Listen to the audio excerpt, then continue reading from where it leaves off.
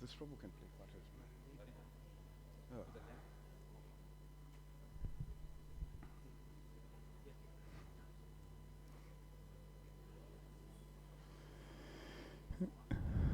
Hare Krishna. Welcome to the Sunday Love Feast program. Let's view all lives with Aarti.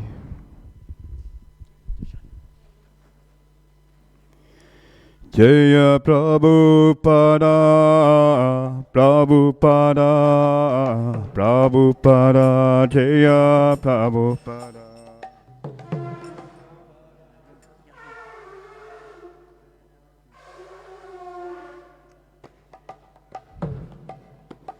Jaya Prabhupada, Prabhupada, Prabhupada, Jaya Prabhupada.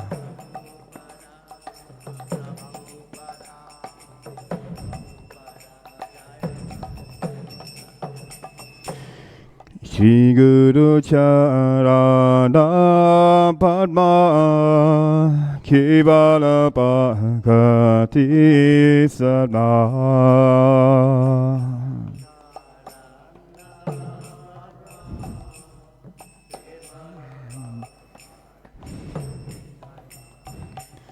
Shri Guru Charana Padma Kevala Bhagati Sadma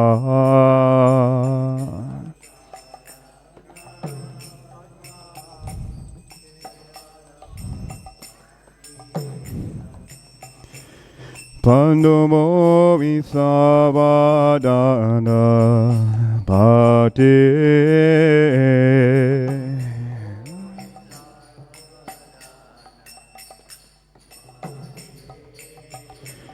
Pandomo Visavadana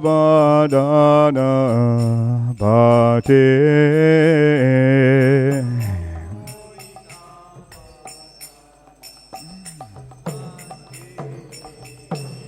Yara prasadi bhai hi bhavatori aja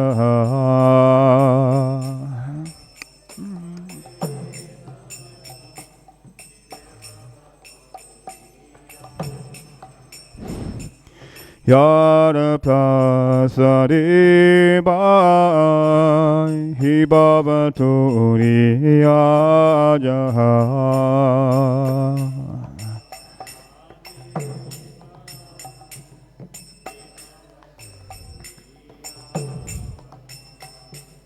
Krishna prapti hoya hoite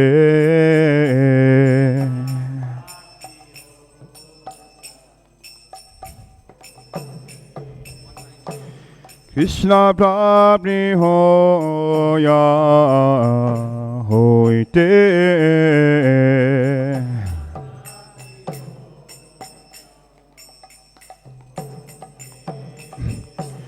Guru mukha parma vakya chitete koriya gya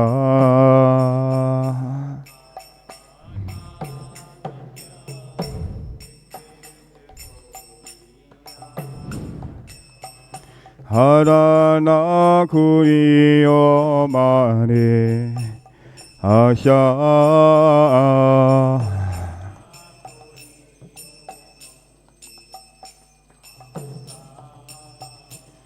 Harana kuriyo mare asha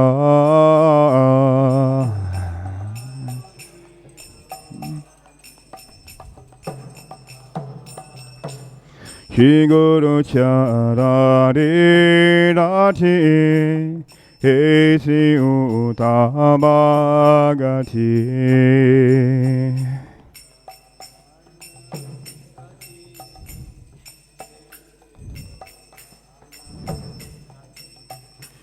He Prasadi Puri Sarva Asha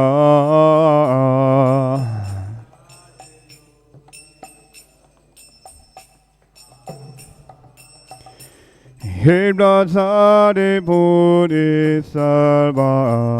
Hasha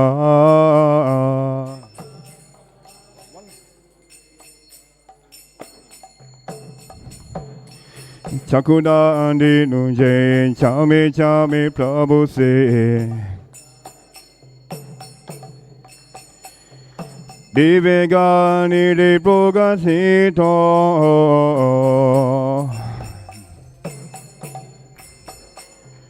Prema Bhakti Jao De Avira Vina Sajate Didika Jahara Dido Shingoro Karuna Sindhu Adubhaja Narabantu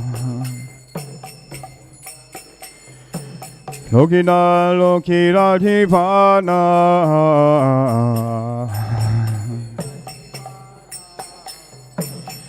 Ha Prabhu Goro Doya Deyamone Padachaya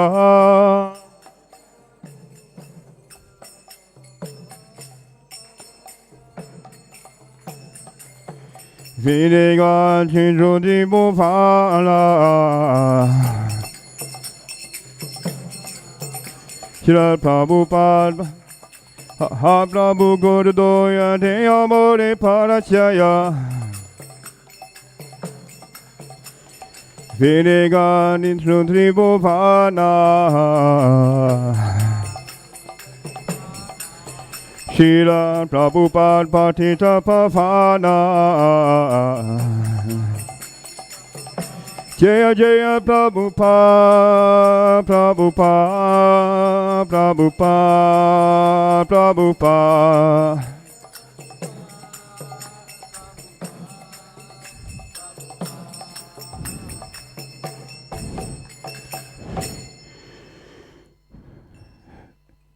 Namo Vishnu Padaya Krishna Krishnaya Bhutale Srimati Bhakti Vedanta Swami Niti Namine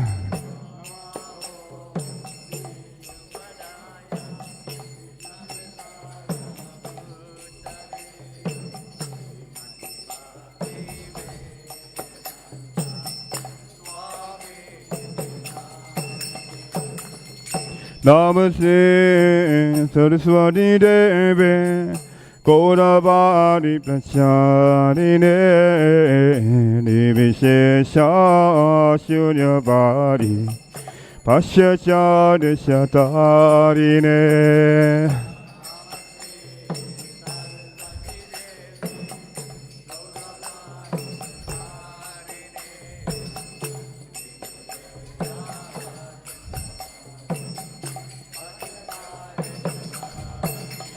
Jaya Shri Krishna Chaitanya Prabhu Nityananda Sri Advaita Gadadara Sivasari Gaura Bhaktarina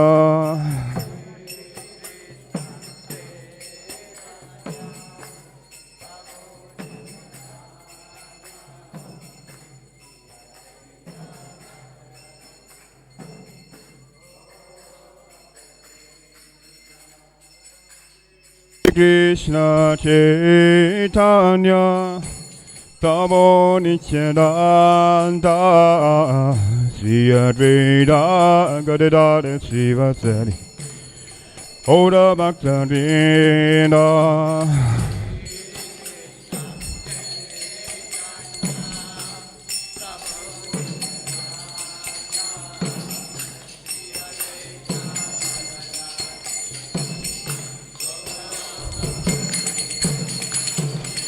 Hare Krishna, Hare Krishna,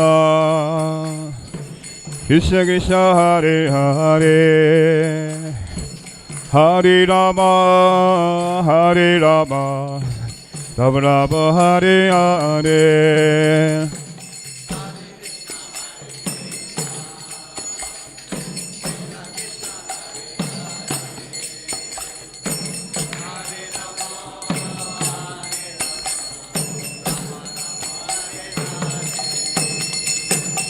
Hare Krishna, Hare Krishna, Krishna Krishna, Hare Hare, Hare Rama, Hare Rama, Rama Rama, Hare Hare.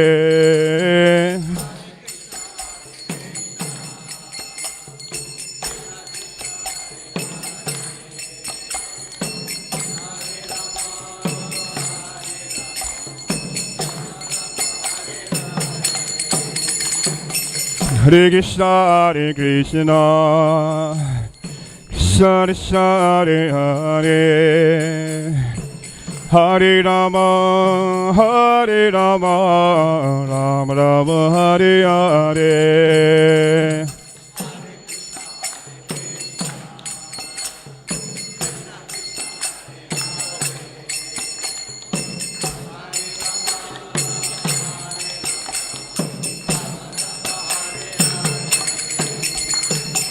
Hare Krishna, Hare Krishna, Krishna Krishna, Hare Hare, Hare Rama, Hare Rama, Rama Rama, Hare Hare.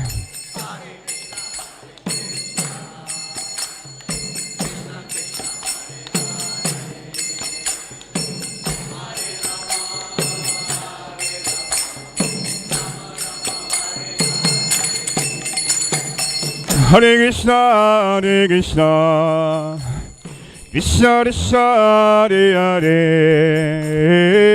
Hare Rama, Hare Rama, Rama Rama, Hare Hare.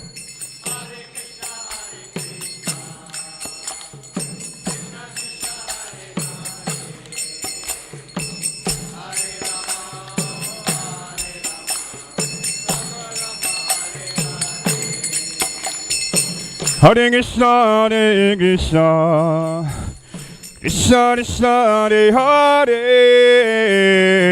Hare Rama, Hare Rama, Rama Rama, Hare Hare.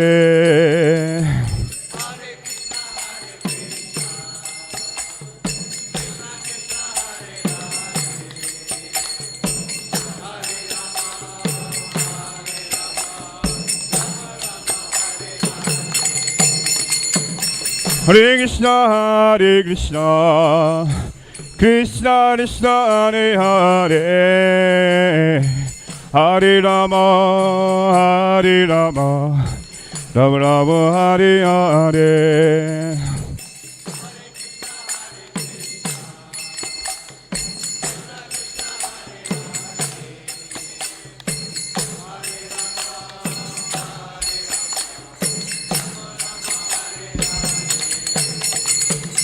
Hare Krishna, Hare Krishna, Krishna Krishna, Hare Hare, Hare Rama, Hare Rama, Rama Rama, Hare Hare.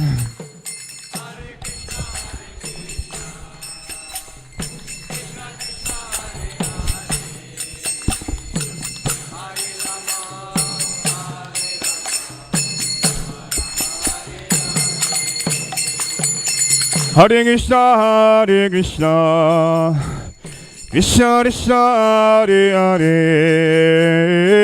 Hare Rama, Hare Rama, Rama Rama, Hare Hare.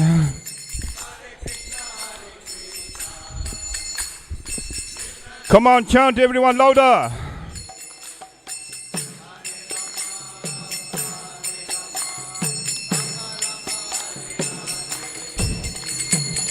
Hare Krishna, Hare Krishna, Krishna Krishna, Hare Hare, Hare Rama, Hare Rama, Rama Rama, Hare Hare.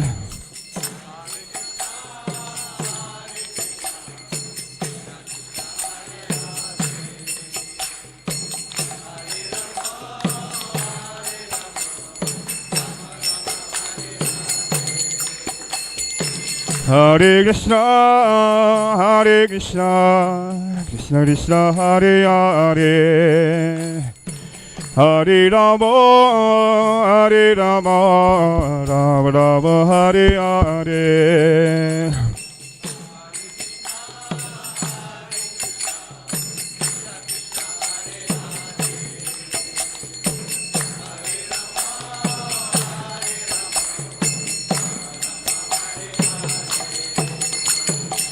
Hare Krishna, Hare Krishna, Krishna Krishna, Hare Hare, Hare Rama, Hare Rama, Rama Rama, Hare Hare.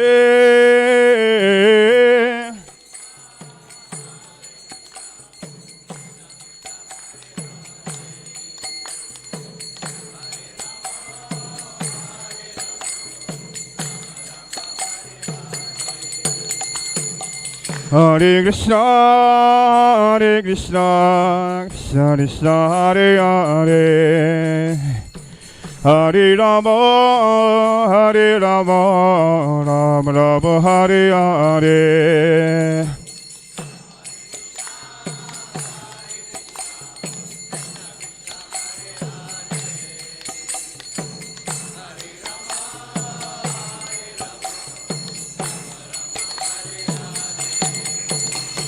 Hare Krishna, Hare Krishna, Krishna Krishna, Hare Hare, Hare Rama, Hare Rama, Rama Rama, Hare Hare.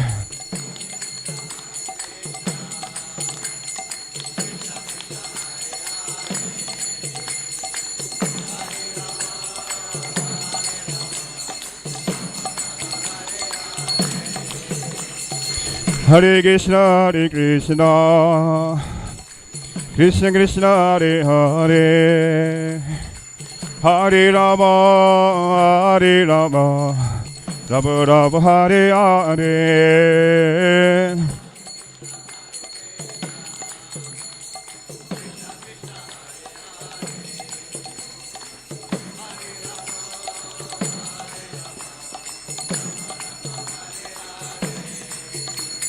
Hare Krishna, Hare Krishna, Krishna Krishna, Hare Hare, Hare Rama, Hare Rama, Rama Rama, Hare Hare.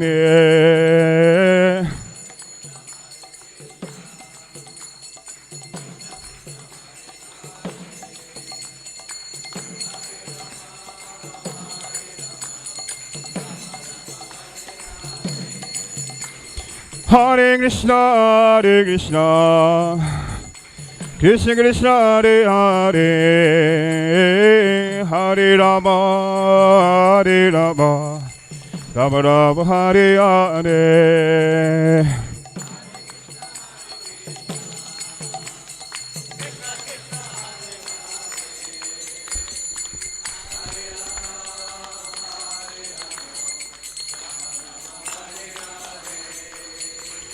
Hare Krishna, Hare Krishna, Krishna Krishna, Hare Hare, Hare Rama, Hare Rama, Rama Rama, Hare Hare.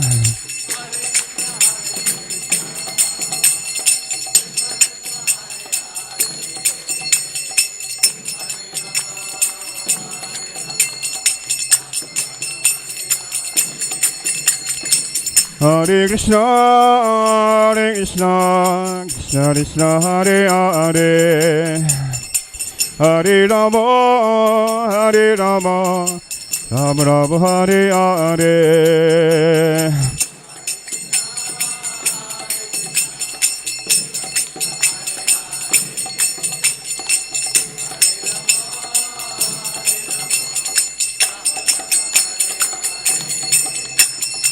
Hare Krishna, Hare Krishna, Krishna Krishna, Hare Hare, Hare Krishna, Hare Rama, Hare Rama, Rama Rama, Hare Hare.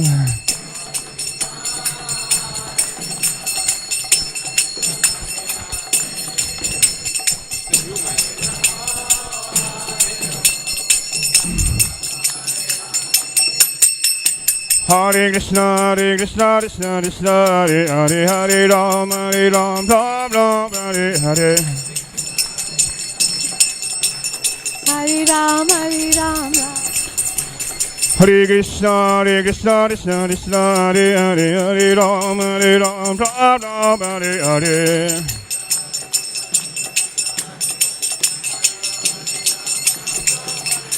Hare Krishna, Krishna Krishna, Hare Hare, Hare Ram, Ram Ram, Hare Hare.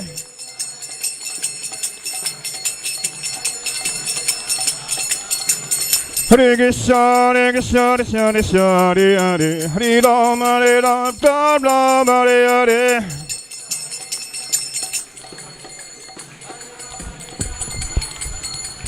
Hare Krishna, Krishna Krishna, Hare Hare, Hare Ram, Ram Ram, Hare Hare.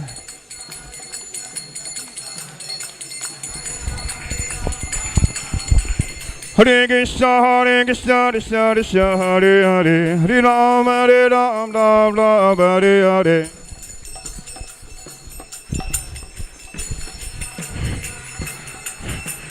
Hare Krishna, Krishna Krishna, Hare Hare, Hare Ram, Ram Ram, Hare Hare. Ram Ram, Hare Hare. Hare Krishna, Krishna Krishna, Hare Hare. Hare Ram, Ram Ram, Hare Hare.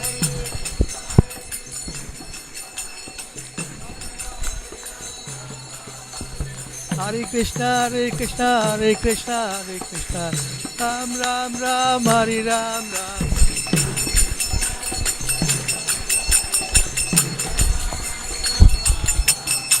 Hare Krishna, Krishna, Hare Hare. Hare Ram, Ram Ram, Hare Hare.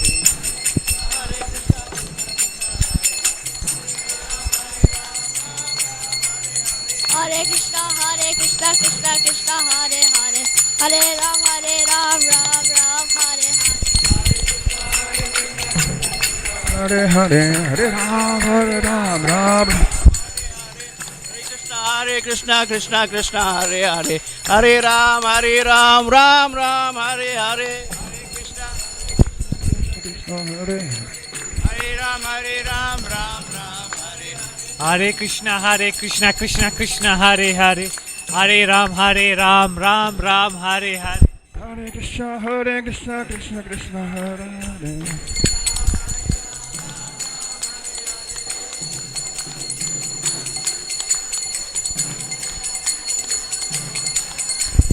Hare Krishna, Krishna, Hare Hare, Hare Ram, Ram Ram, Hare Hare.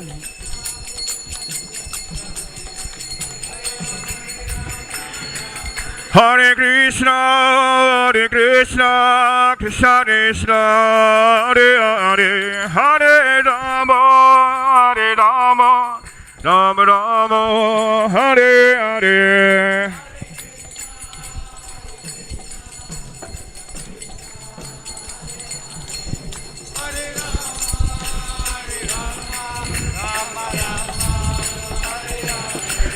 Hare Krishna, Krishna Krishna, Hare Hare, Hare Rama, Rama Rama, Hare Hare. Hare Krishna, Krishna Krishna, Hare Hare, Hare Rama, Rama Rama, Hare Hare. Hare Krishna, Krishna Krishna, Hare Hare, Hare Rama, Rama Rama, Hare Hare.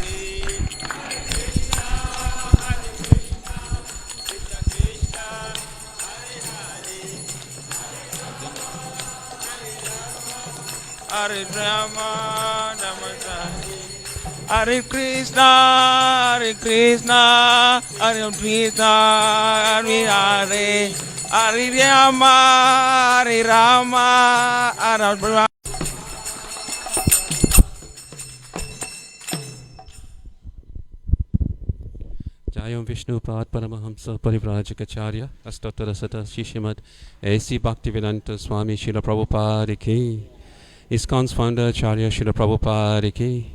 Jayam Vishnu Pad Paramahamsa Parivrajikacharya Astottara Sata Shishimad Bhaktisiddhanta Saraswati Thakur Prabhupada Ki. Anantakori Vaishnav Vrinda Ki. Namacharya Shri Haridas Thakur Ki. Prem Sakho Shri Krishna Chaitanya Prabhu Nityananda Shri Advaita Gadadhar Shiva Shri Gaura Bhakta Vrinda Ki. Shri Shri Radha Krishna Gopa Gopinath Shama Kund Radha Kund Giri Govardhan Ki. Shri Shri Radha Radhanath Ki. Jagannath Subhadra Balarama Ki. Shri Shri Giriraj Govardhan Ki.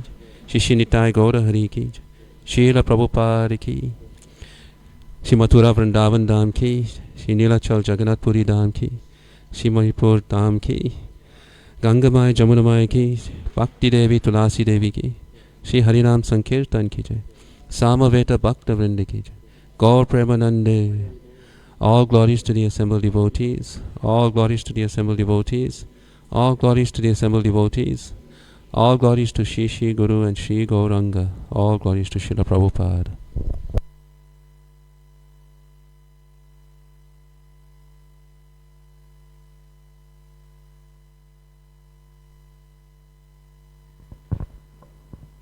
Hare Krishna. Hare Krishna to one and all. Thank you so much for joining us for today's Sunday Love Feast program, and a warm welcome to everyone. Is there anyone here that's joining us for the very first time? If you can raise your hand, anyone joining us for the very first time, let's give Mataji and her family and all these Prabhus a huge round of applause. A special and very warm welcome to you all, and we look forward to seeing you all for our future Sunday Love Feast programs and other festivals.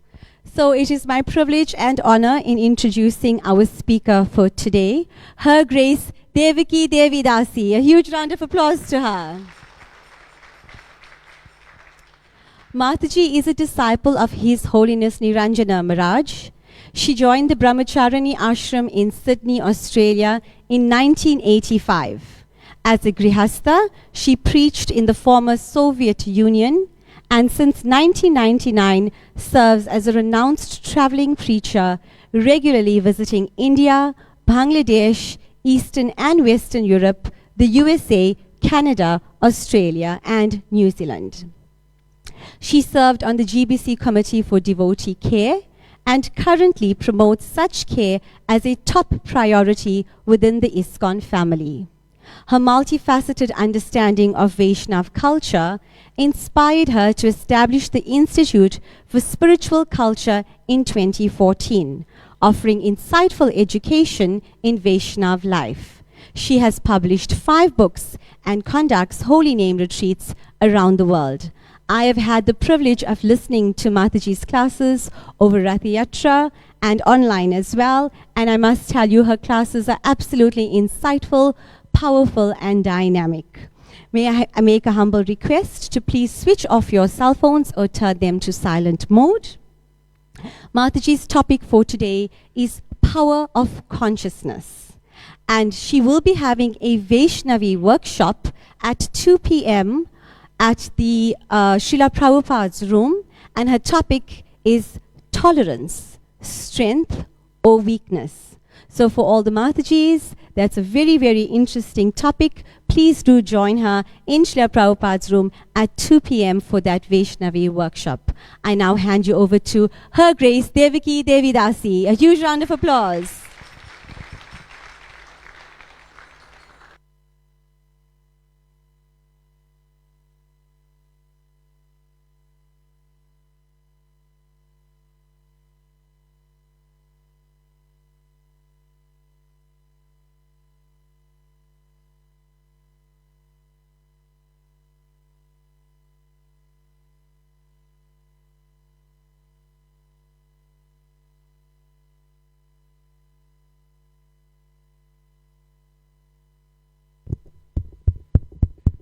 Hare Krishna.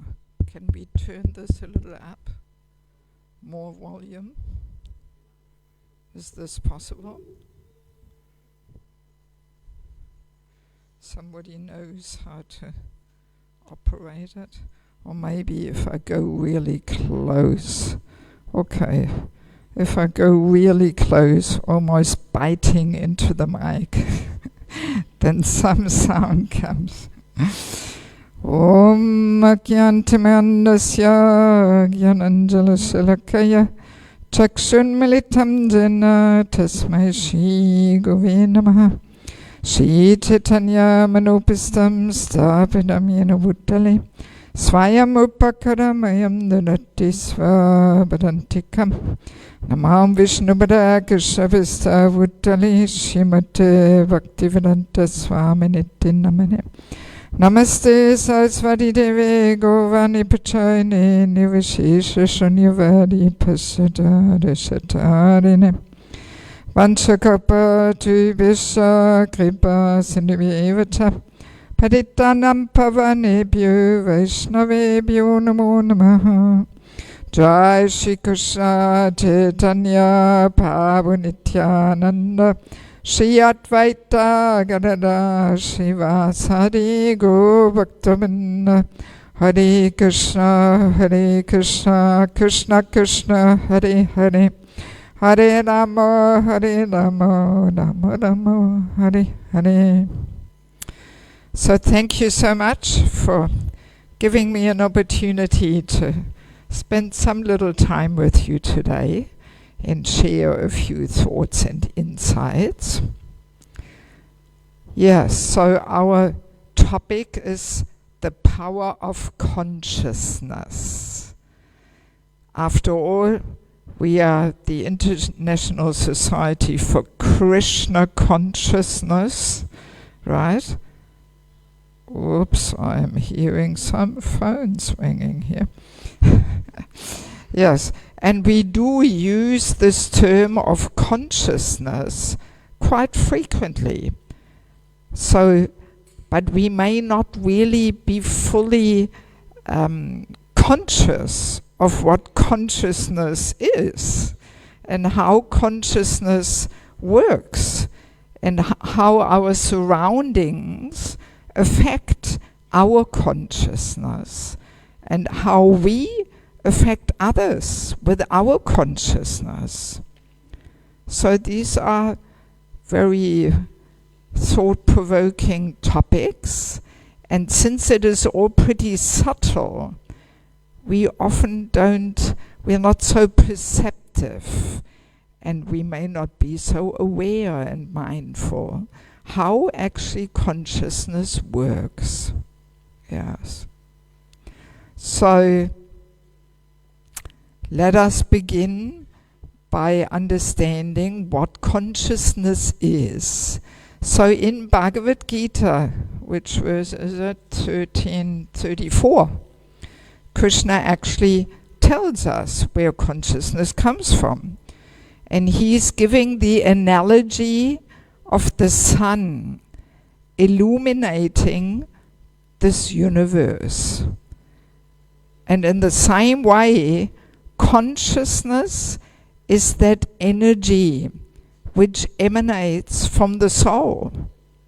So the translation of the verse goes like this: as the sun alone illuminates all this universe, so does the living entity, one within the body, illuminate the entire body by consciousness.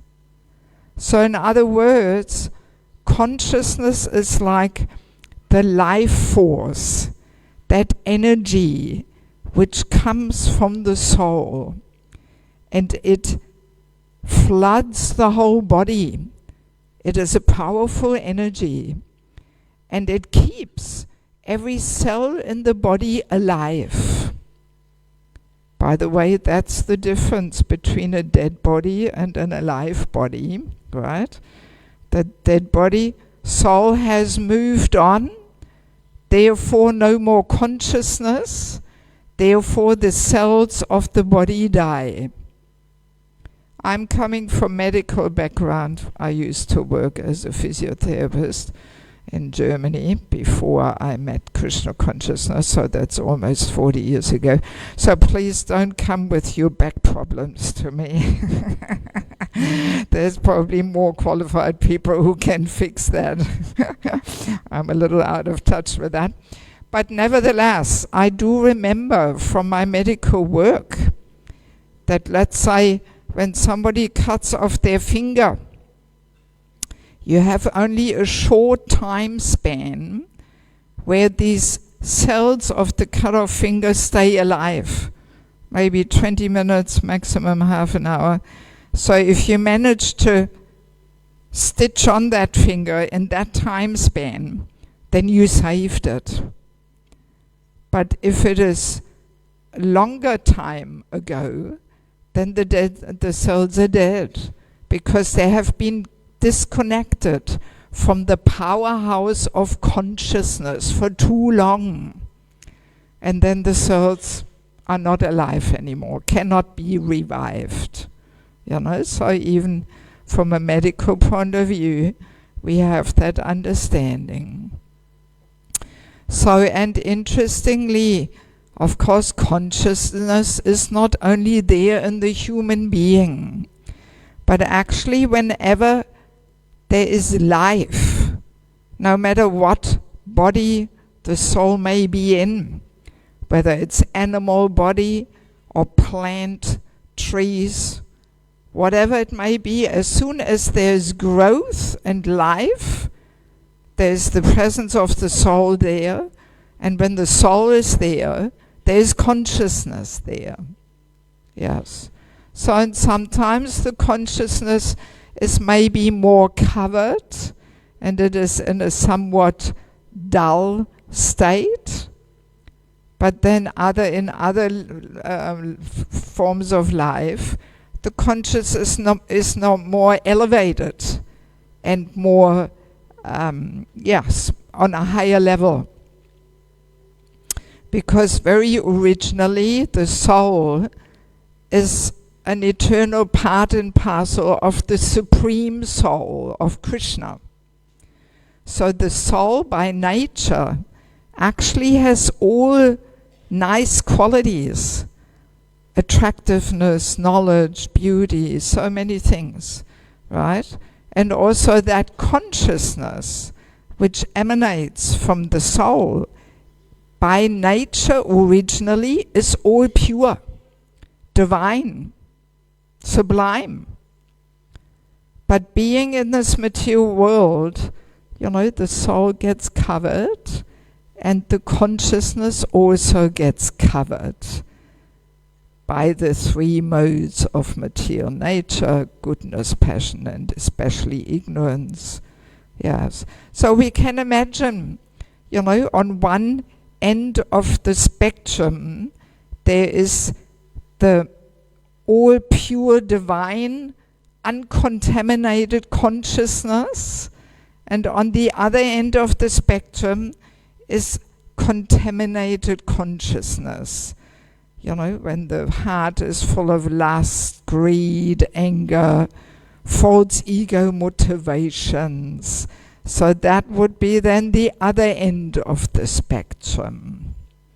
And actually, the process of Krishna consciousness is meant to bring that transformation, to retransform that polluted consciousness back into the original sublime divine consciousness. That's actually what we are trying to do here through this whole process of sadhana bhakti, to purify, to uplift our consciousness in order to regain that original pure divine consciousness. Yes. And also, you know, consciousness does not only flood the whole body, but it actually emanates from every pore of the skin.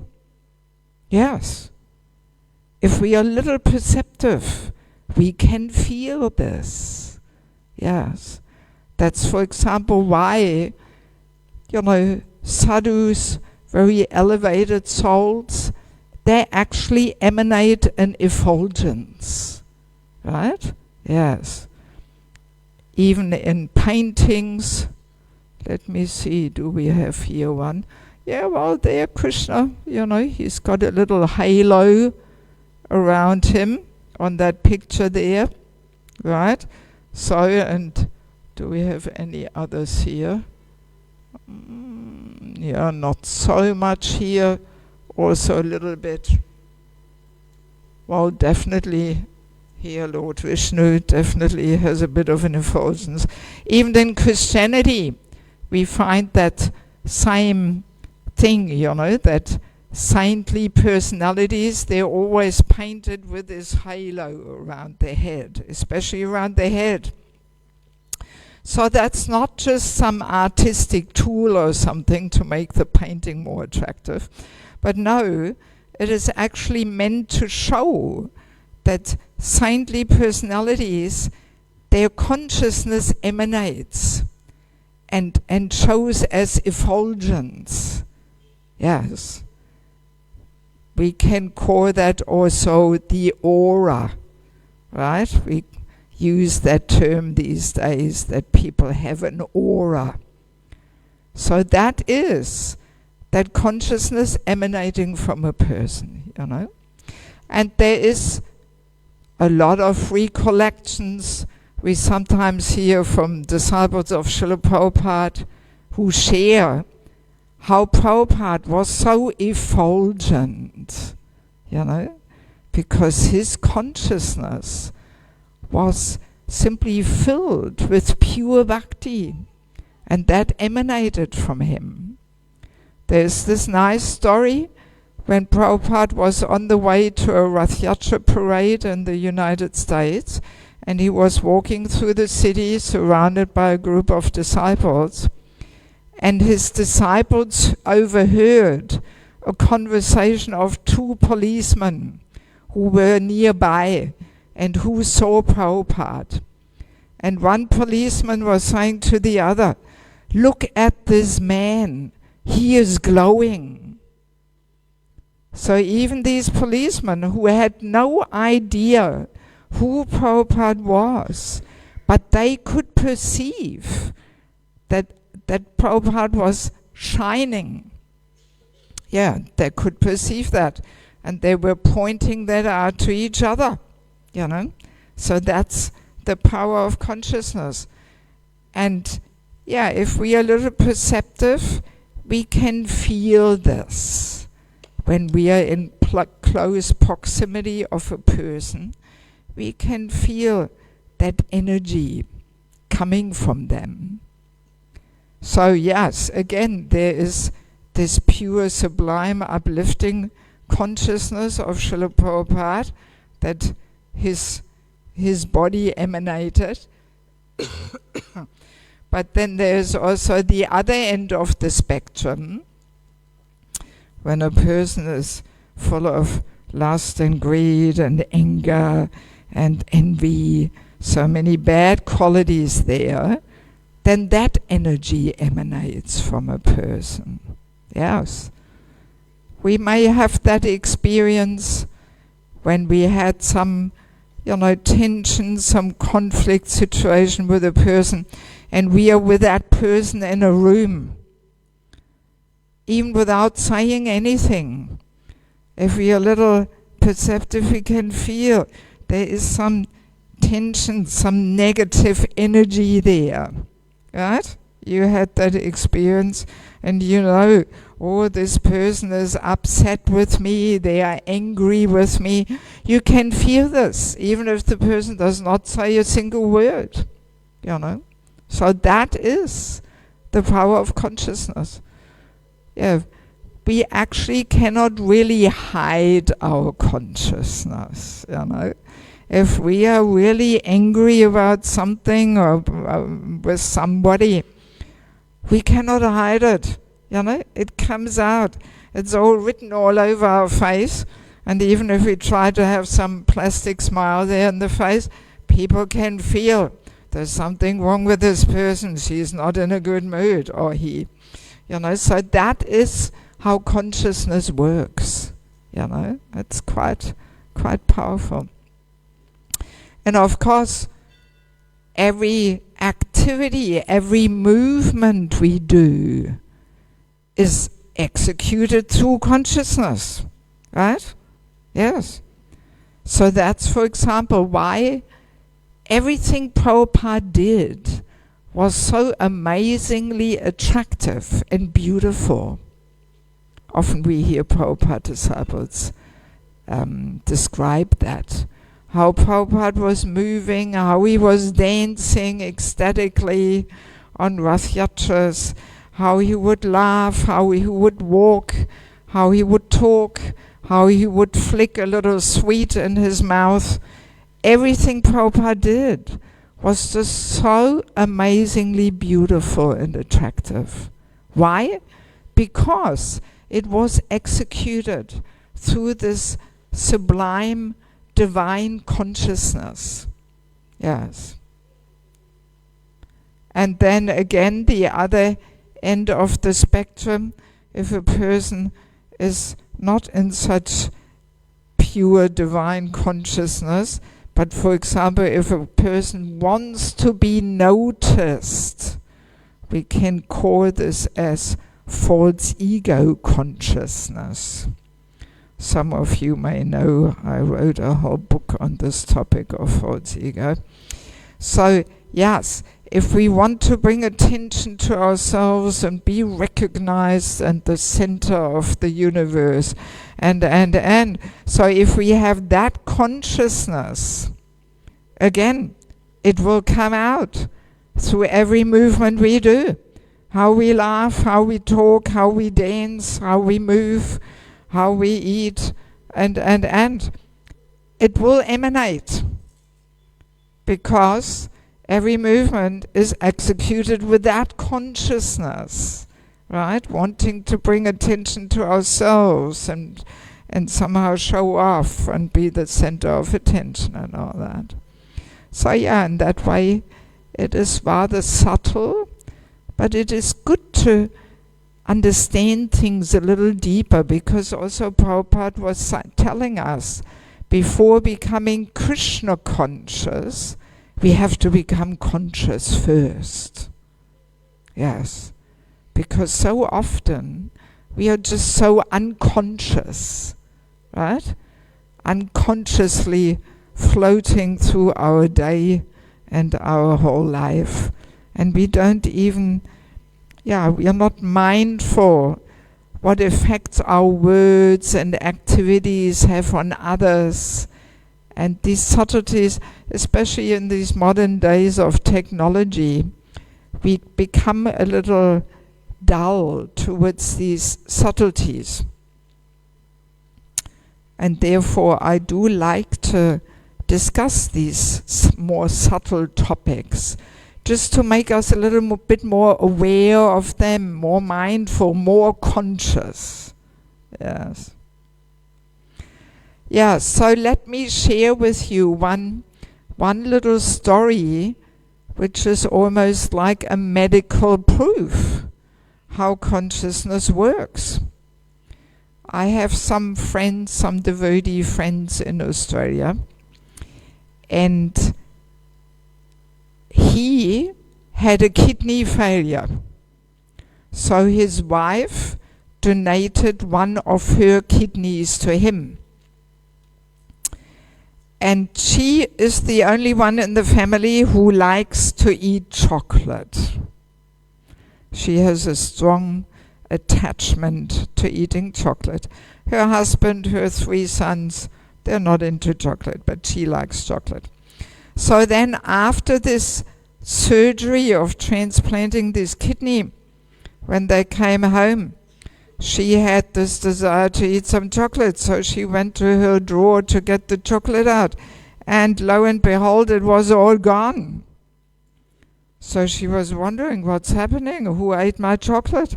So she went to her husband and asked, have you got an idea where the chocolate went? And then he was smilingly, he was a little embarrassed, and he was saying, well, something overcame me. And I really had this urge to have some chocolate, so I stole your chocolate and ate it all. So then they were thinking, maybe this is connected with a kidney transplantation. So then next time, when they went for a checkup, they were telling their doctor the story. So the doctor was laughing and saying, oh yes, yes, we know this.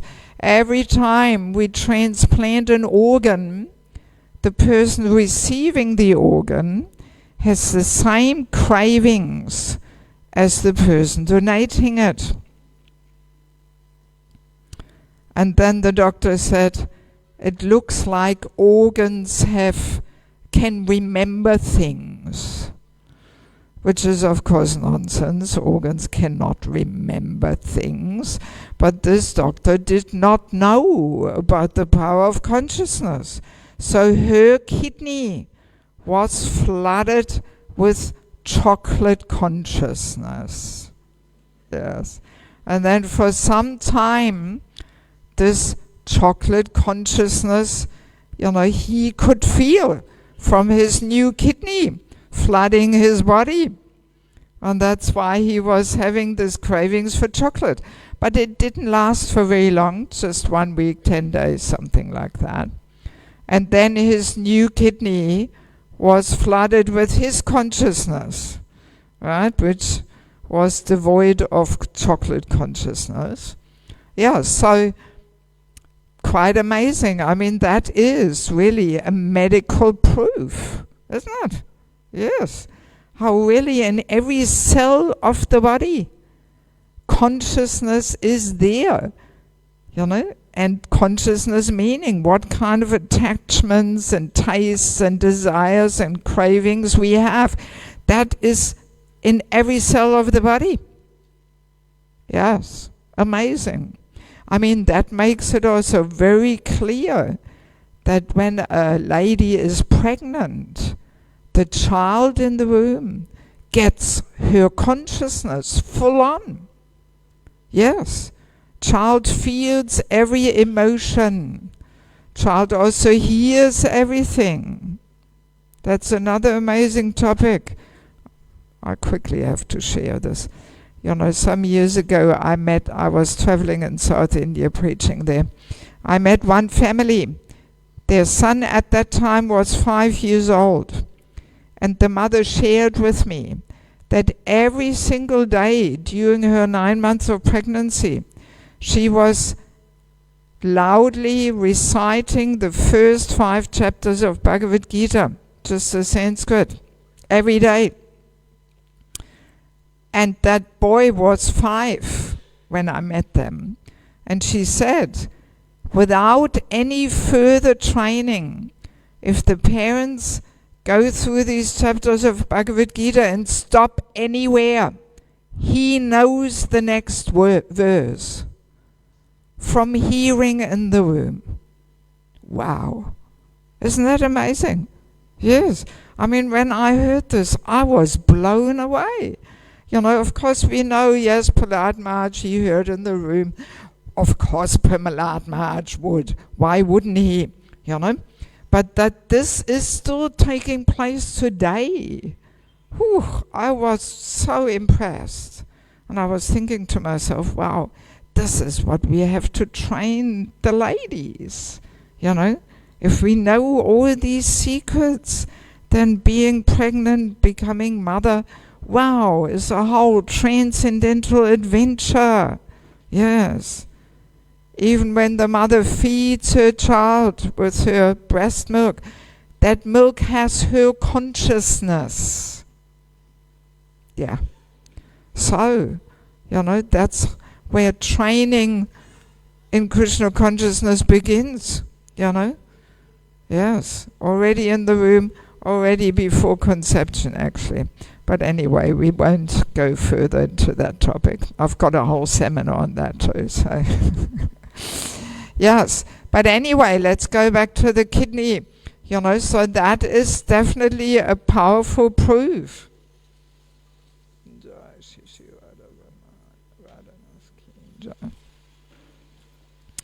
Yes, so that is definitely a powerful proof how consciousness works. You know, that it is really stored in every cell.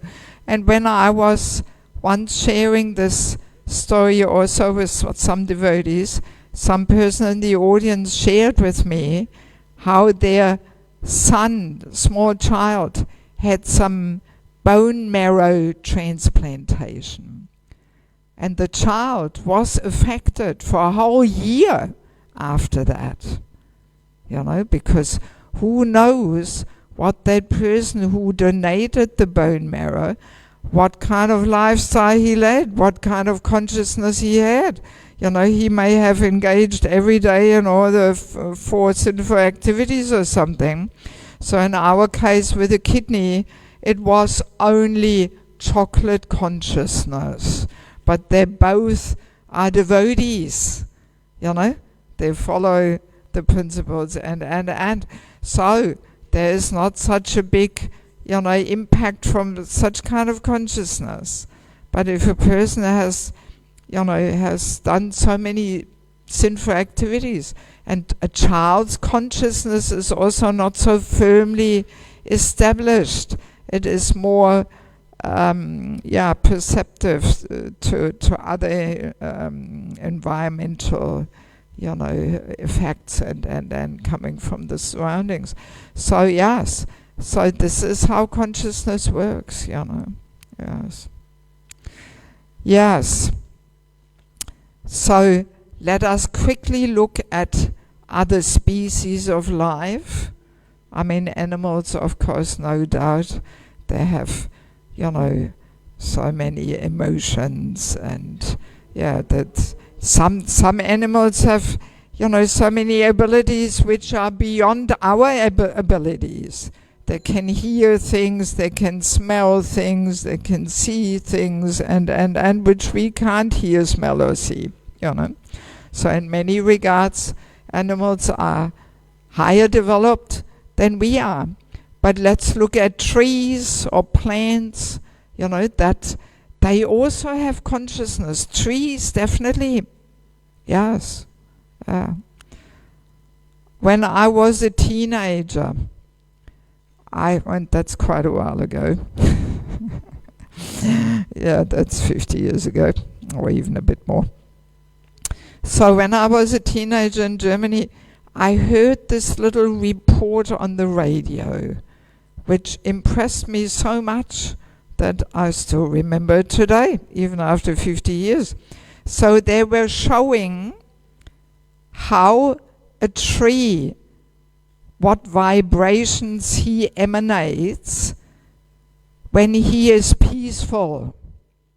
So you can transform, you know, vibrations coming through consciousness, you can transform them into sound vibrations so we can hear it. This is possible. Don't ask me how, but it is possible. So they were showing this is how a tree sounds like in a peaceful state, and it was just some buzzing noise. And then they showed, and this is what a tree sounds, which is in anxiety and fear. And this sounded very differently, you know, all going up and down and up and down. So, and then they shared why this tree was in anxiety and fear. Because some man approached that tree who had cut off some of the branches several years before. And that tree recognized that person and was in anxiety. Oh no, not this guy is coming. He may again cut off some of my branches. Yes.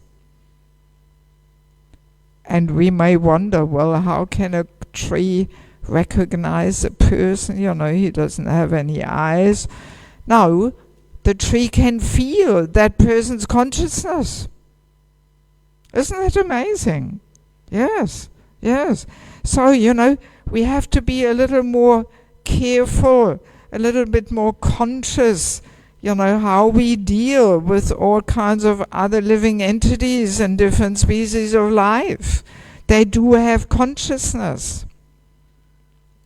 There's also many stories where Prabhupada very heavily was objecting to cut down trees. You know, anybody who's been in Mumbai visiting Juhu temple, maybe you have noticed that there is a tree almost in the middle of the road. It's just, you know, there's just the tarred road around the tree, and it's about easily a meter into the road. I mean, it's really in the way, really. When you see it, you wonder, what's this tree doing there on the road, you know? And there's a whole story with Prabhupada, how Prabhupada, and it's just outside the Juhu temple, you know, in Mumbai. So, and Prabhupada was heavily objecting that this tree would be cut down. He said, no, we can't do this, you know, trees are alive, they're living entities, and we can't cut that tree down. So then they saved it. And then when Prabhupada arrived in Mumbai at the airport, his first question was, is that tree still alive? You know, he was so concerned that we should not cut down the tree. Yes. Yeah, so, you know, and once we understand, you know, how there is also a personality presence, you know, then hopefully we will be more respectful with our surroundings, you know.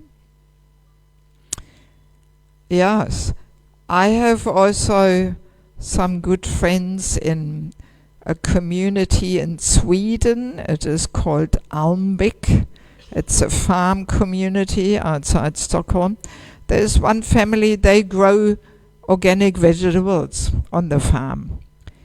And I once was talking to him about this topic, and he said, yes, I'm convinced, you know, my vegetables, my carrots, they can feel how I grow them. And he was saying, my neighbors, their soil is better, more fertile. He also grows organic vegetables. So his soil is more fertile, and he said, but my carrots taste better because I talk to them. I chant Hare Krishna to them. I grow them with love and devotion because I want to offer them to our Panchatattva deities in the temple. So, and then the vegetables are more happy and they actually taste better. You know, yes. So many subtle things there, you know, yes. So now another interesting thing is that, of course, everything we do, everything we create with our hands, that is also done through consciousness, right? And whatever we create, our consciousness actually goes into that object. We all know that we say the consciousness of the cook enters the food, right? You've heard that? Yes, yes. So that's why we try, as at least in the temple for the deities, we have only Brahmin initiated devotees cooking, and they should be in good consciousness, and we want to cook with love and devotion for the Lord, because that energy, that consciousness enters the food, and whoever eats it gets some benefit. It's uplifting, right? So that's why we are very careful, you know, that we don't just eat any vegetarian food. Those personalities who take this process of bhakti more seriously, they will be very careful what kind of food they eat, you know. Even flying, we don't just book the vegetarian meals or something, because who knows who cooked it, with what kind of consciousness, right? Yes, yes, yes. And those who are serious, they will not just go to any vegetarian restaurant, but only to Govinda's. And only if there's people cooking who practice Krishna consciousness, who at least follow the 4 regulative principles. At least. Yeah. But of course, it's not only the cooking where the consciousness enters, but also, let's say we do some handcrafts. Let's say our mother is knitting a scarf for us. So the motherly love and devotion will go into that scarf. It will linger in that scarf. And if we're a little perceptive, we can feel it. That's why handmade things always have a nice energy. Very different to things just made in the factory. Right? Yes. So these things are factual. That's the effect of consciousness. Yes. I have one friend also in Germany, one family in a rural community, Golokadam it is called. There is one devotee. He built his whole house with his own hands. Of course, he had a few tools also. And it is mainly wood. And wood already in itself is a very nice material, because it was alive, So, and this house emanates a whole different energy. As soon as you walk in the door, you can feel, that energy, because he put so much love and devotion and care and effort and endeavor to build this house over several years. And his whole consciousness is simply, the house is filled with his consciousness emanating from that house, So that's a very different kind of living than just living in some concrete block or something, Yes. Yeah, so there's all these subtleties there, And I mean, we all know mother's cooking, even amongst non-devotees. It is understood that mother's cooking is the best, right? Yes. I mean, Prabhupada was saying the love that a mother feels to the child is the purest form of love we can find in this material world, Because, to love means to serve. And mother's service is most selfless in comparison to other services, Yes. Of course, it's not completely pure. Mothers do also have some expectations and emotional attachments and. But mothers really, hopefully, they still do, sacrifice themselves for the child. So, and that love and that devotion and sacrifice goes into her cooking, Yes, and that's what makes it taste the best, especially if it is offered to the Lord also, So,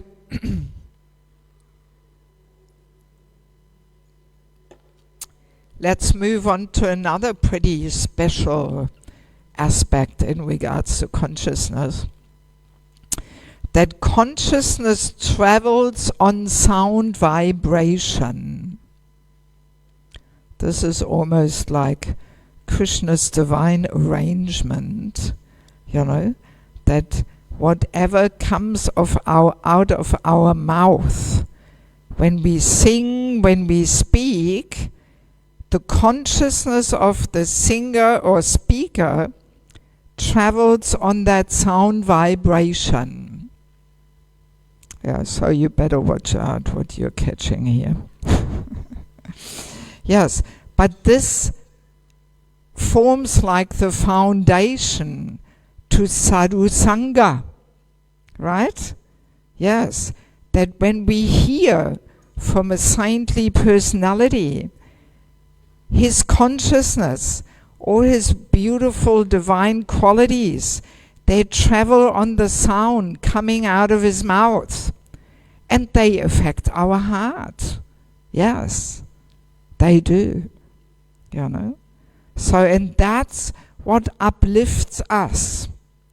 So it's a very subtle, from heart to heart transfer going on.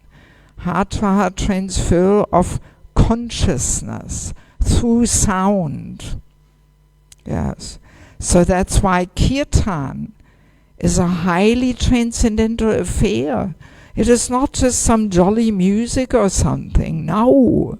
No.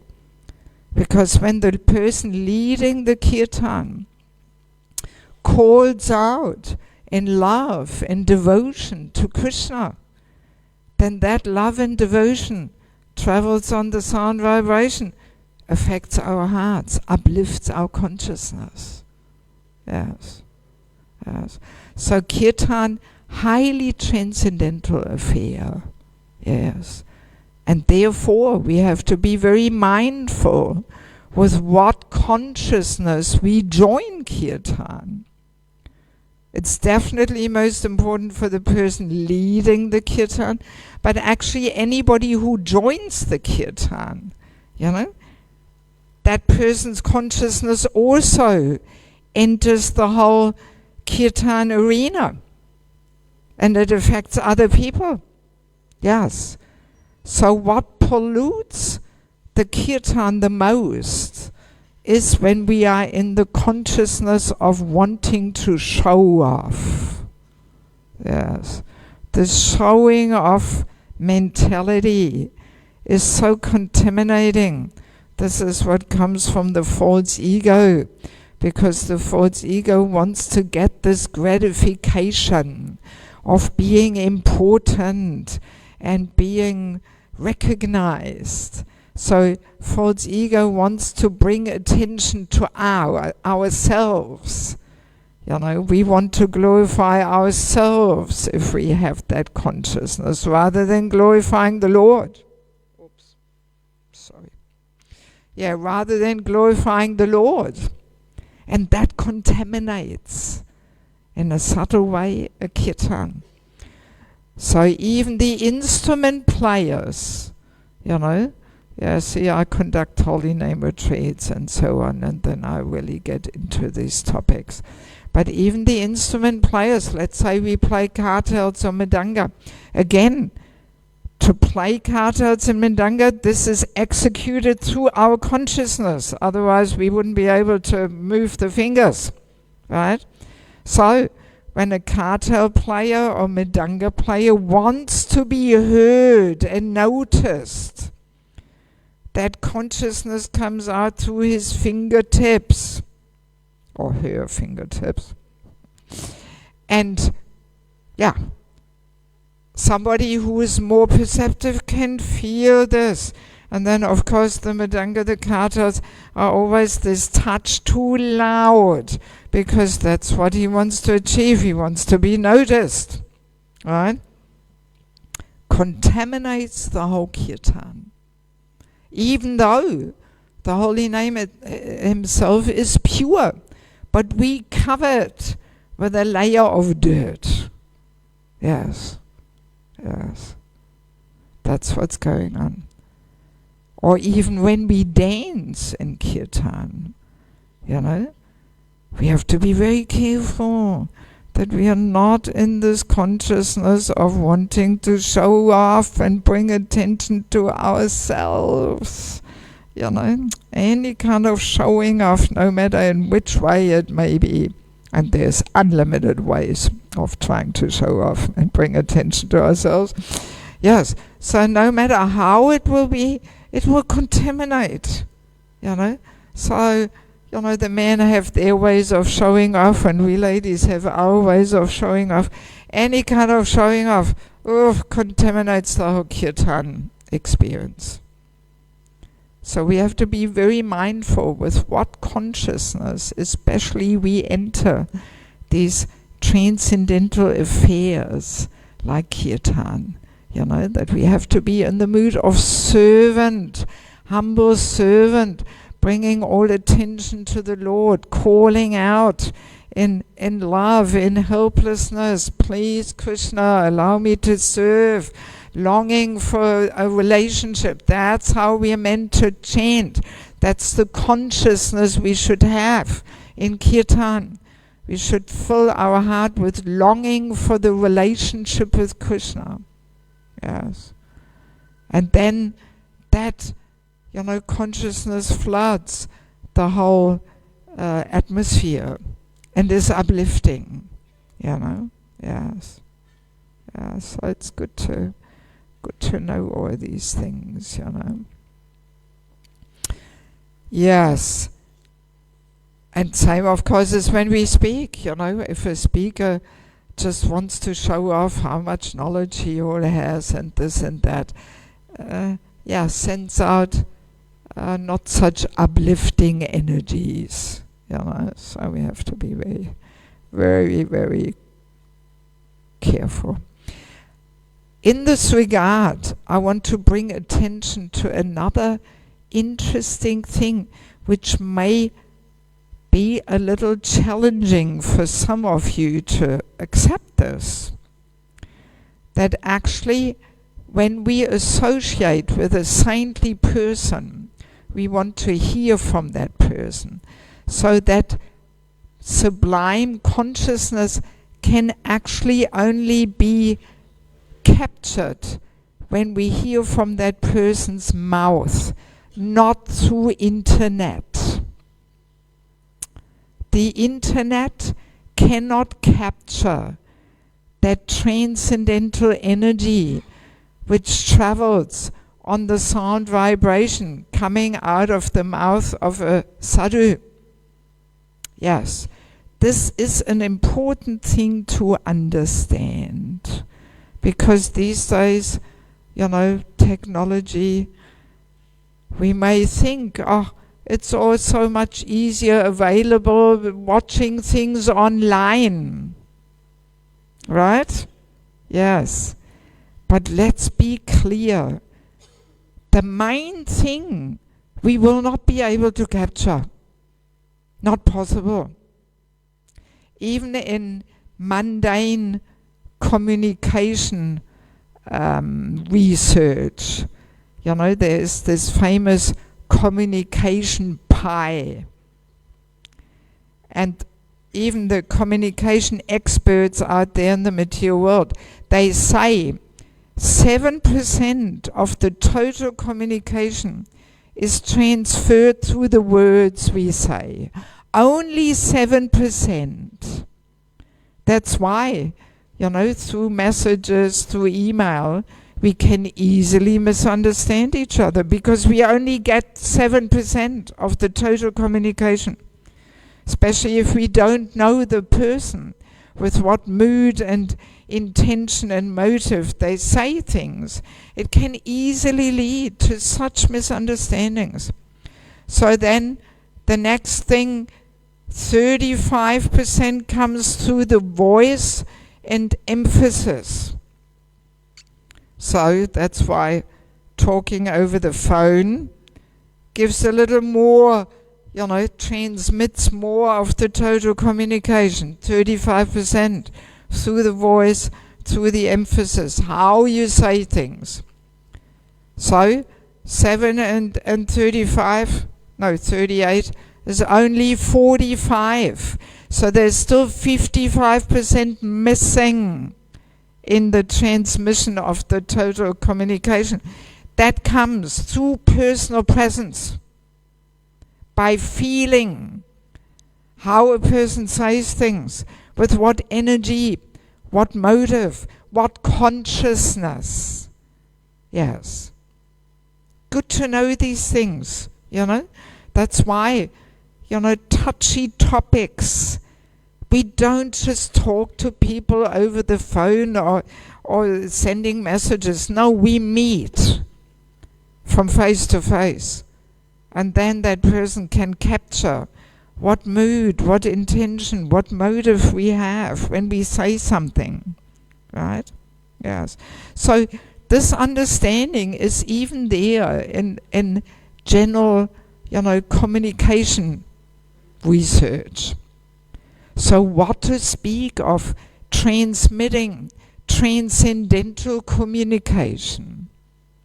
And I once had this distinct realization. I was in Bangladesh and we had a really nice holy name retreat over several days, and there was one kirtan which was really out of this world. Every Maha Mantra was like a big wave flooding our heart with joy. I mean, it was amazing. I have never experienced anything like this again. And somebody had recorded, had filmed the whole Holy Name Retreat. And they gave me a CD, here, recording of the retreat, filming. And I thought, okay, let's have a look at this kirtan. So, and I'm waiting. So, when is it coming? When is this ecstatic wave of joy coming? But it didn't come, you know. I watched the whole thing. And then I remembered, of course, camera lens cannot capture that subtle energy. You know, I had forgotten for a minute, and I was so excited to get the recording of this kirtan. But it sounded all pretty boring, actually, you know, just, nothing special, you know. Yes, and then I so distinctly realized I really got the point that yes, recordings cannot capture that transcendental energy, that consciousness, you know, filled with sublime, divine energy. Cannot capture it. So let's remember this, that if we have the opportunity, we should always hear in person. Don't go for the lazy way of staying at home and watching it online. You're missing out the main thing. Yes, let's be clear in this. You know? Yes. Of course, I know you're all working, or most of you, and maybe it's not always possible to come. But once we know these things, you know, then we can say, okay, let me just make that effort to come. And another thing is also, you know, Rupa Goswami tells us, we need this intense greed for bhakti, this lolyam. So greed means nothing can stop me from getting some nectar, some mercy, some upliftment, you know. So actually going to the temple, that is parikrama. That is parikrama. Strictly speaking, you should not even drive. You should walk. Strictly speaking. Yes. All right, but we adjust. Okay, take your car, you know. But it is parikrama. That effort, okay, let me, even though it's late and I had a busy working day, but something is happening in the temple, I want to go and get some nectar there, you know. That should be the mood. That's the greed we need to have, you know. But if we just say to ourselves, well, it's broadcasted, couldn't be bothered, it's more comfy at home in the lounge there listening to it. No, not the same thing. Apart from the fact that when we listen to something at home, we are not glued to the screen and watch with undivided attention. No, we do other things. We are doing a bit of multitasking here. You know, we are doing some cooking and eating and this and that. And we are inattentive. And inattentive hearing, half of it passes our ears anyway, and our heart definitely, you know, doesn't really enter our heart. So basically, we are missing out, you know. But just to balance it a little bit, there is some good point also in hearing online. Of course, if we really absolutely have no opportunity to hear in person, better than nothing. But there is two things, and actually it's not my opinion, it's His Holiness Gaur Govinda Maharaj. He talks about these things. Maybe you have heard of him. he is no longer with us. I actually had the good fortune to meet him in Australia when I was a very young devotee, you know. His Bhagavatam lectures, they were going 3 hours, you know. Quite amazing personality. So he talks about these things too. So there's two things which benefit us when we hear online or recording. One thing is we remember that moment, that feeling when we were sitting in front of that person hearing, right? Yeah, we remember. You know, let's imagine we listen to a lecture of our Guru Maharaj or something. So we may not even be conscious of it, but yes, hearing his voice and hearing the topics, we remember that sweet, nice feeling when we were actually sitting at his lotus feet hearing from his mouth. That's the first benefit. And the second one is we will hanker to once again get that opportunity to sit at his lotus feet and hear from his mouth. Yes. These are the two benefits we get, you know. Yes, that remembering that nice feeling and that longing, you know. So, but yes, 45% of the communication we also get.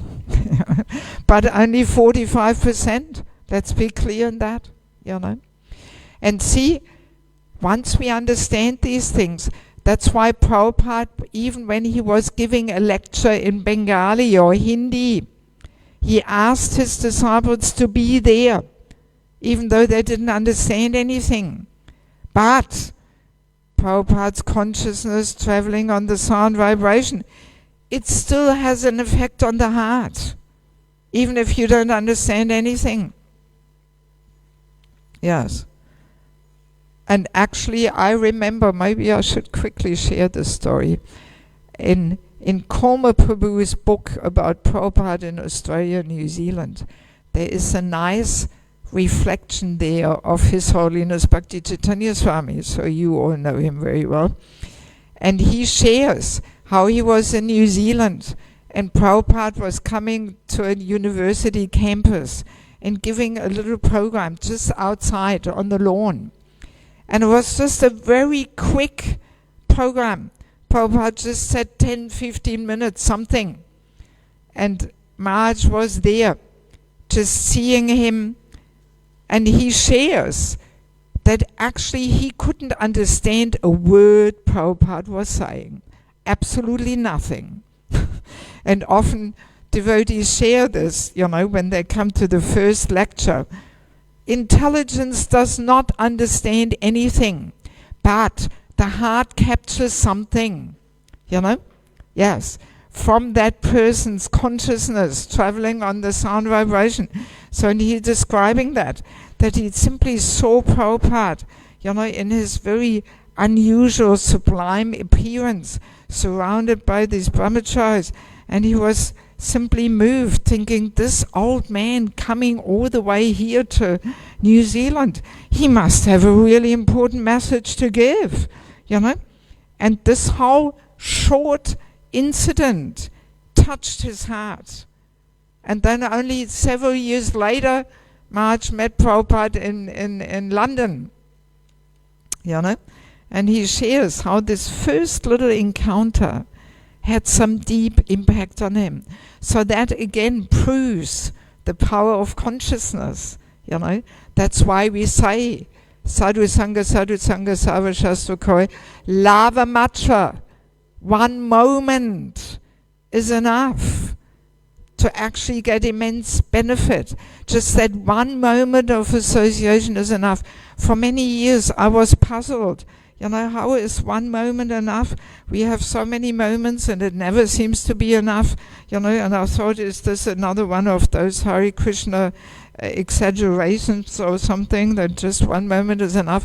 But no, once we understand the power of consciousness, we realize, yes, one moment is enough because we capture some divine consciousness here and it affects the heart and uplifts us, you know. Yes. I can hear some ringing sounds there. Yes, see, I got carried away and went a little too long. I do want to take this opportunity, since it is the very last chance. Jai Shishi Radha Radhanath Shishi Gaur Hari and Shiva Kirachmaj Ki Jai. So I do want to take just a couple more minutes to bring your attention to these books I published, because this will be the very last chance for you to get books, because I'm leaving in a couple of days, and this is today the last day where I do some programs. And they're all very important topics. I'm sure they would be also relevant for you. So let me just quickly say a few words. This is Spiritual Culture, Krishna's Divine System. This book is all about the different natures and qualities man and woman have, that they're very different because they're meant to play different roles in life according to Krishna's system. And especially we women, we are very powerful. We have such a powerful Shakti. A woman can bring the very best out of a man, spiritually or materially. Or if she uses her energy in the wrong way, she can completely ruin his life and destroy him.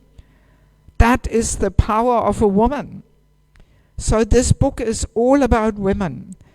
How we women are meant to be the power of inspiration to men. That's how we are meant to use that powerful Shakti. We are not meant to compete with a man. They usually don't really like this so much, right? Yes, you agree. Thank you. Yes, but no, we are meant, Prabhupada says these things in the Bhagavatam. It's not my opinion or something, but it's all in the Bhagavatam, that we women are meant to be the power of inspiration to the men. We are meant to make the men the heroes, rather than trying to be the hero ourselves. Yes. Very helpful for married life. It has already improved and even saved so many marriages, even here in South Africa too. I already got a few feedbacks there, you know.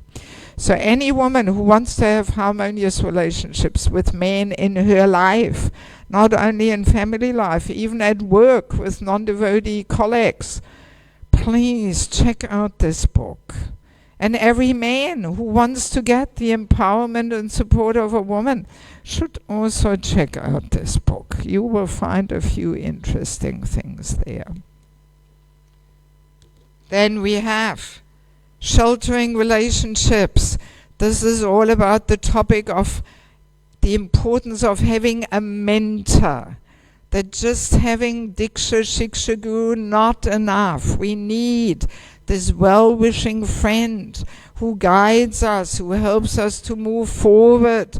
If we don't have that, we easily stay in our comfort zone, and then we can come for 30 years every Sunday here to the temple, but nothing much really happens in our life. It all stays as it is. That's what happens when we don't have a mentor. Yes, then we become stagnant. So this book will convince you that having a mentor and eventually becoming one to others, without that you cannot actually make advancement. And there's so many other interesting topics. How envy manifests towards seniors equals juniors, culture of correcting others, culture of respect. So many interesting topics. Yes. Then we have the false ego, our constant companion and troublemaker. Actually, today's topic is the first chapter of the book. Yeah, so you find the kidney with chocolate consciousness and all this that's in the book. But there's so much more in the book. That's just the introduction.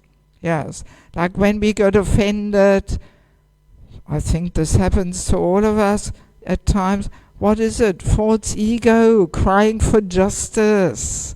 So many important things. Marriage life can be like a battlefield of false egos.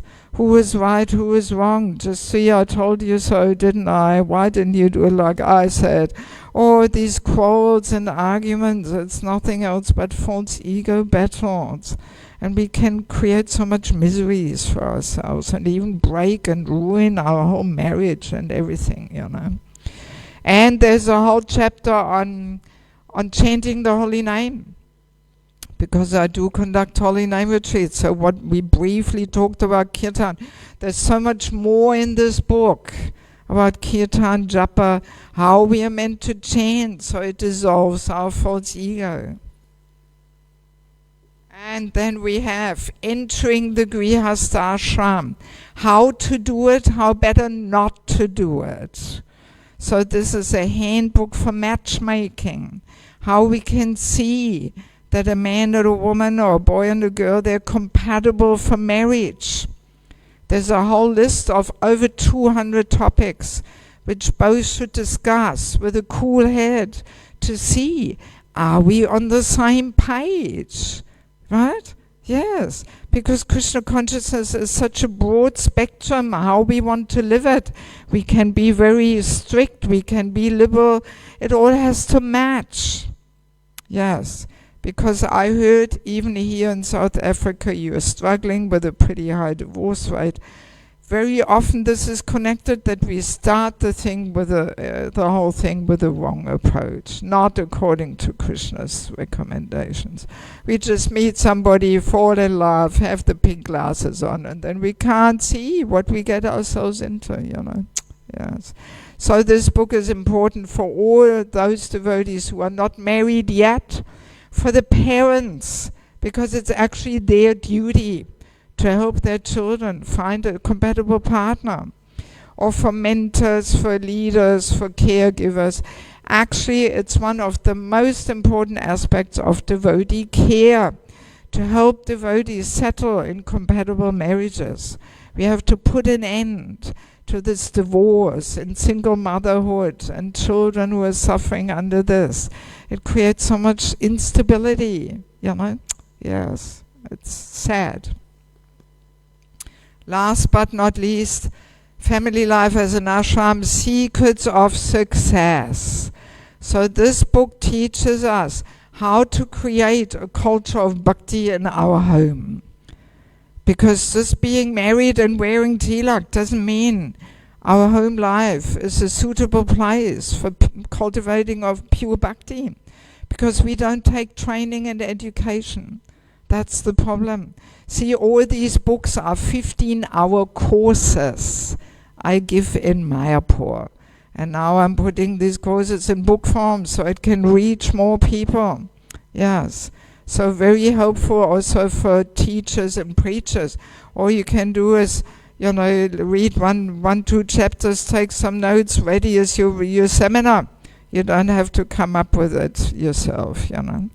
So yes, if we create this culture of bhakti in our home, then the children very naturally grow up in Krishna consciousness. They naturally take to it, you know. But if that culture is not there, and it's all just rules, you have to chant, you can't do this, will not be attractive to the children.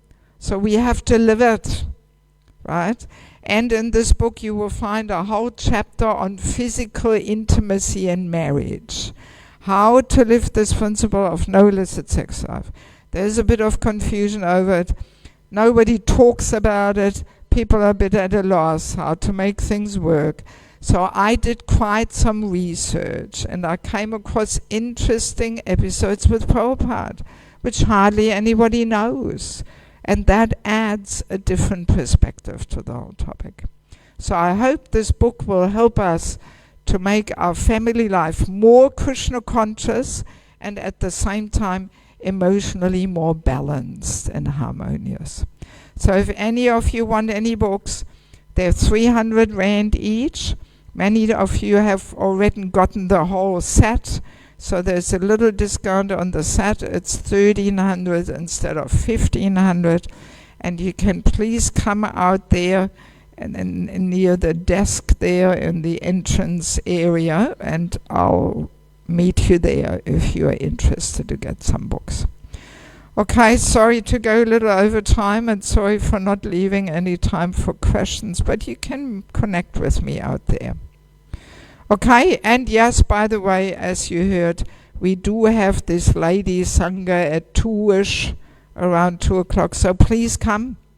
Okay, I'll be happy to connect with you in a more confidential atmosphere, and it's a good opportunity to ask questions which we usually don't like to ask in the presence of the Prabhus. Okay? Thank you so much. Srila Prabhupada ki, Samaveda Bhaktivinoda ki, Gaura Premanandi, Hari Hari Ram. Hare Krishna. What an amazing class.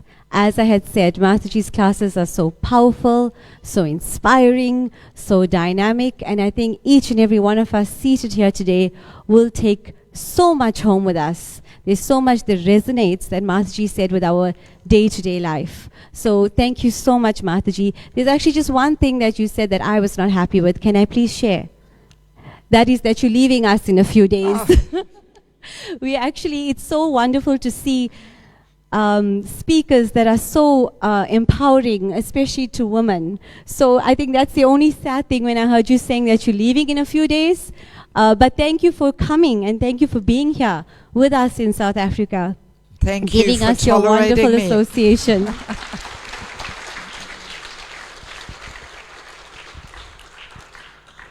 So thank you very much once again to Her Grace Devaki Devi Dasi Mataji. Thank you so much for that class. I just have a few announcements. Today's lunch prasadam feast was prepared by the North Dean Namahasha, led by His Grace Rupa Vilas Prabhu and his wonderful team. Let's give them a round of applause.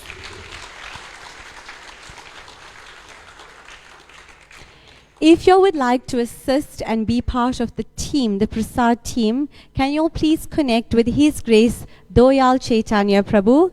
You can assist Prabhu with serving of Prasad. Also, if you would like to sponsor towards the cost of the Sunday Love Feast. Prasad is served during 1 until 1:45 and only in the white marquee that's at the side of the temple. Once again, the Vaishnavi workshop is at 2 p.m. The topic, very interesting topic, tolerance, strength or weakness. Mataji's topic is very interesting and it's in Srila Prabhupada's room. And a reminder to please, if you're interested in Mataji's books, she does have a card machine. I must say that I've actually purchased a set of her books and I have not been able to put it down. Absolutely amazing information, very informative and priceless. So if you all would like, please purchase her books, even if it's just one, preferably the whole set. Mataji will be in the front and she does have a card machine. On Wednesday, the 17th of April, it is Sri Ram Navami. So that is a very important festival, the appearance of Lord Ramachandra. Festivals begin with Mangal Aarti, morning class, fruit and flower offering during the day, midday class, and an evening program. So you can look out our social media notices for more details.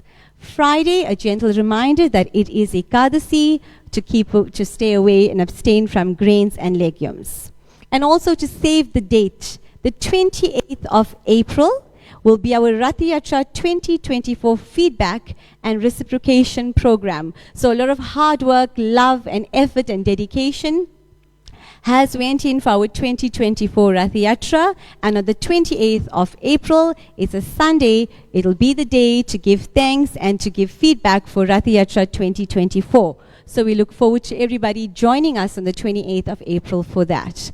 Thank you once again for attending today's Sunday Love Feast program. Safe travels back home. Hare Krishna. We will now have Kirtan and Aarti. Hare Krishna.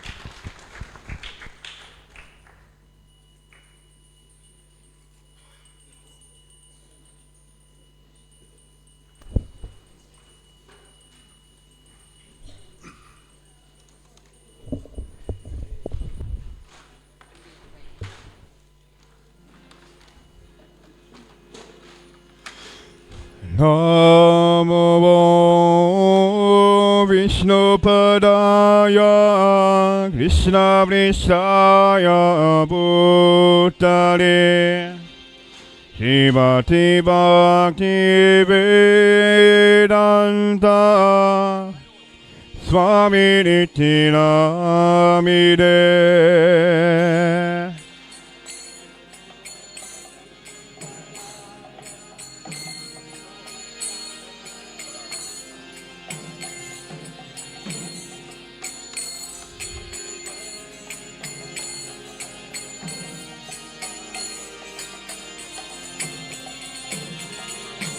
Namaste Saraswati Devi Gauravani Pracharine Divishesha Shunyavadi Pasyachari Satarine.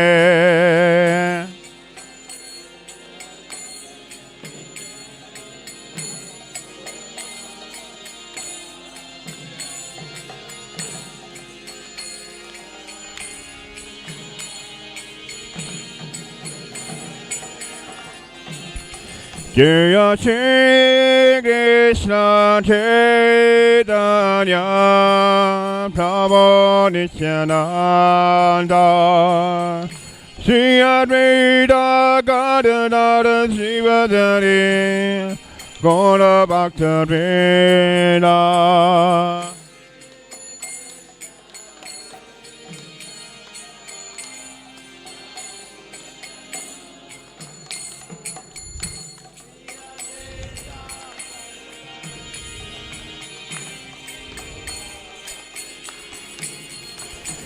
Hare Krishna, Hare Krishna, Krishna Krishna, Hare Hare, Hare Rama, Hare Rama, Rama Rama, Hare Hare.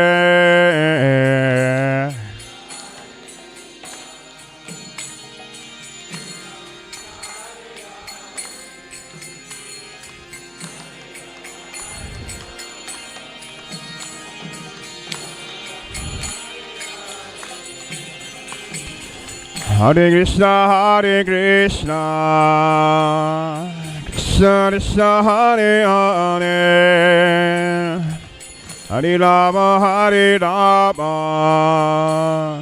Rama Rama, Hare Hare.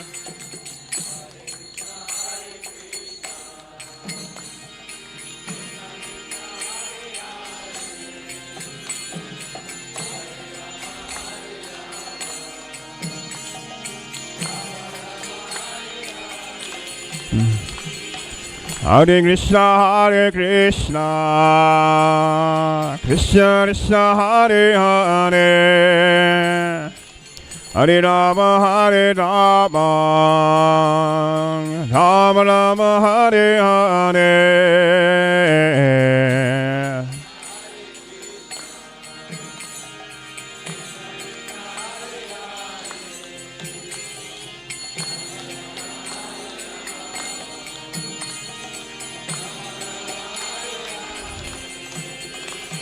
Hare Krishna, Hare Krishna, Krishna Krishna, Hare Hare, Hare Rama, Hare Rama, Rama Rama, Hare Hare.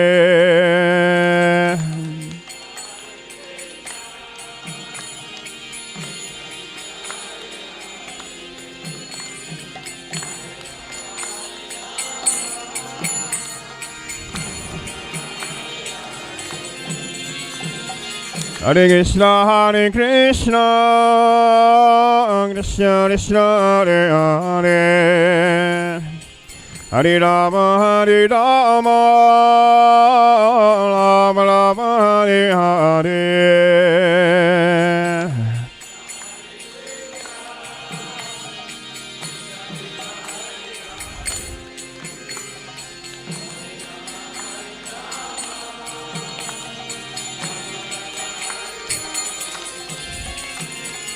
Hare Krishna, Hare Krishna, Krishna Krishna, Hare Hare, Hare Rama, Hare Rama, Rama Rama, Hare Hare.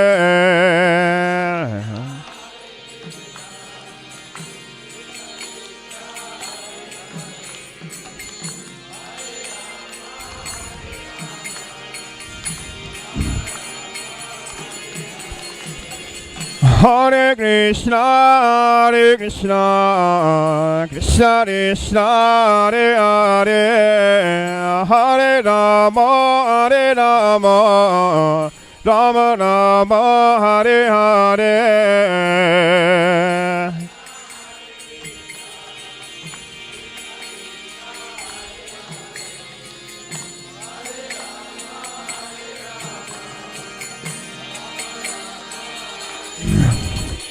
Hare Krishna, Krishna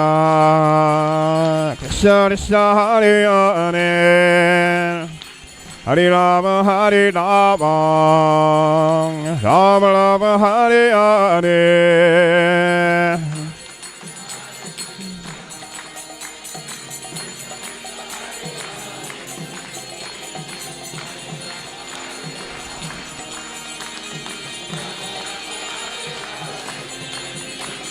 Hare Krishna, Krishna Krishna, Hare Hare, Hare Rama,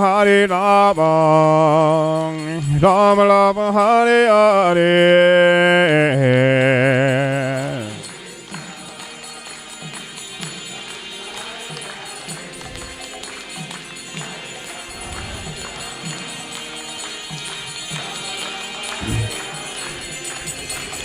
Hare Krishna, Krishna Krishna, Hare Hare, Hare Rama, Rama Rama, Hare Hare.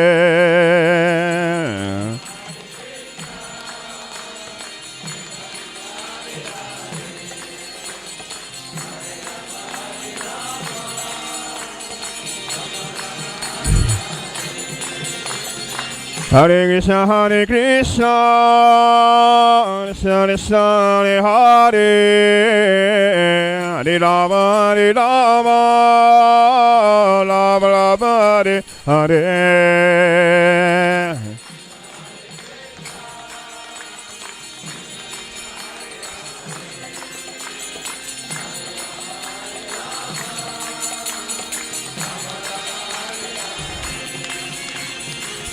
Hare Krishna, Krishna Krishna, Hare Hare, Hare Rama, Rama Rama, Hare Hare.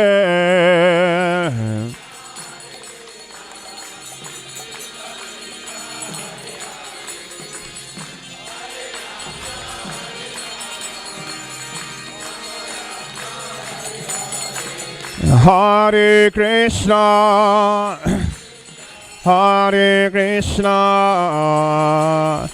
Krishna Krishna, Hare Hare, Hare Rama, Rama Rama, Hare Hare.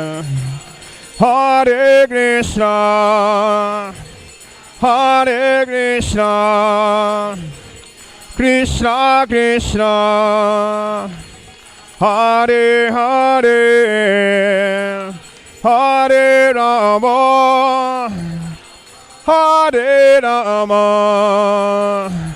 Rama Rama, Hare Hare. Hare Krishna, Krishna Krishna, Hare Hare, Hare Rama, Rama Hare Hare.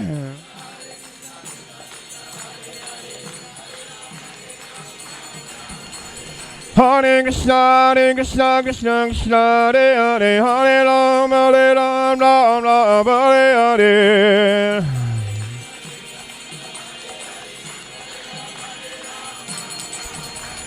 Hare Krishna, Krishna Krishna, Hare Hare, Hare Rama, Rama Hare Hare.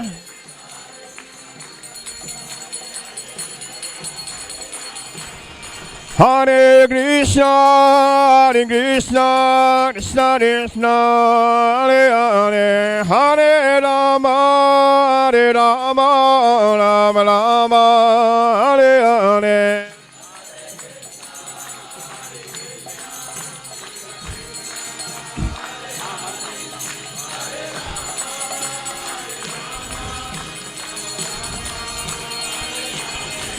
Hare Krishna, Krishna Krishna, Hare Hare, Hare Rama, Rama Rama, Hare Hare.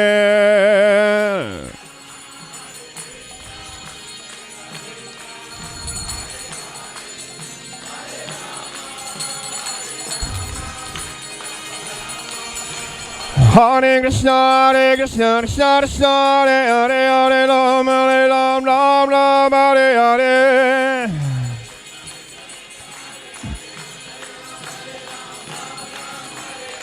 Hare Krishna, Krishna Krishna, Hare Hare, Hare Ram, Ram, Hare Hare.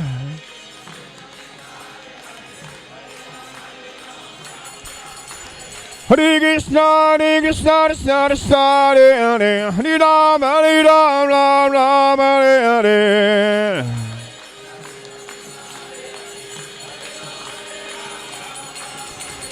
Hare Krishna, Krishna Krishna, Hare Hare, Hare Rama,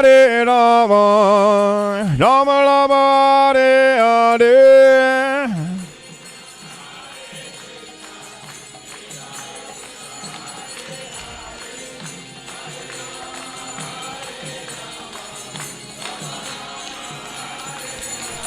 Hare Krishna, Krishna Krishna, Hare Hare, Hare Rama, Rama, Hare Hare.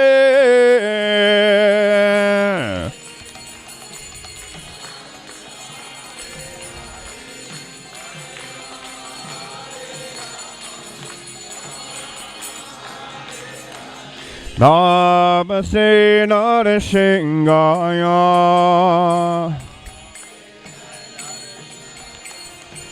Namaste Narasingaya,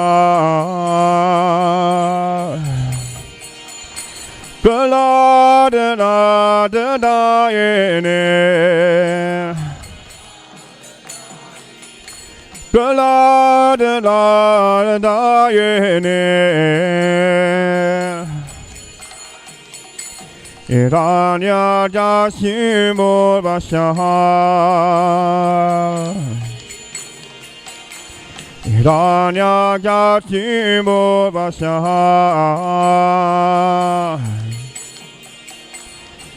Siranangadaye,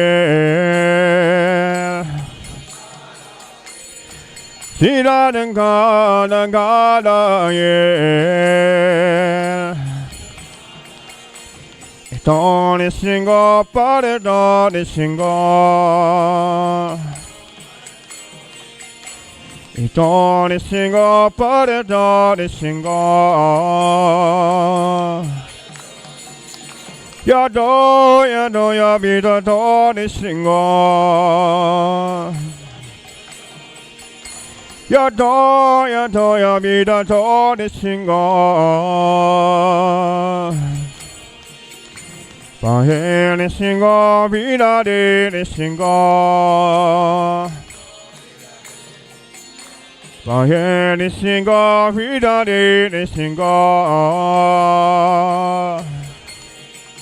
Dada singo manim sa de dabla pane,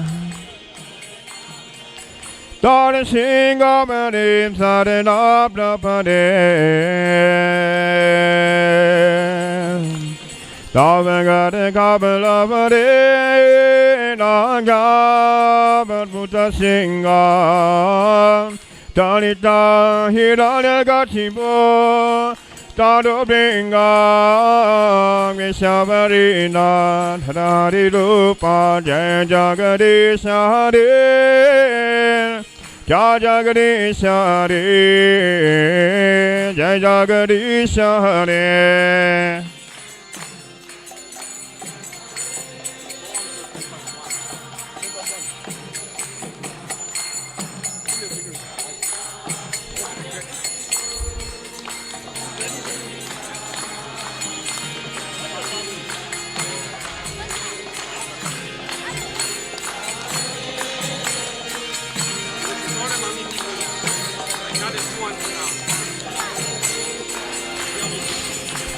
Tavangada Kamalavade Nakta Buddha Singam Sanita Hirana Gatipo Dado Benga Geshavarina Dari Rupa Jai Jagadisha Hare Jai Jagadisha Hare Jai Jagadisha Hare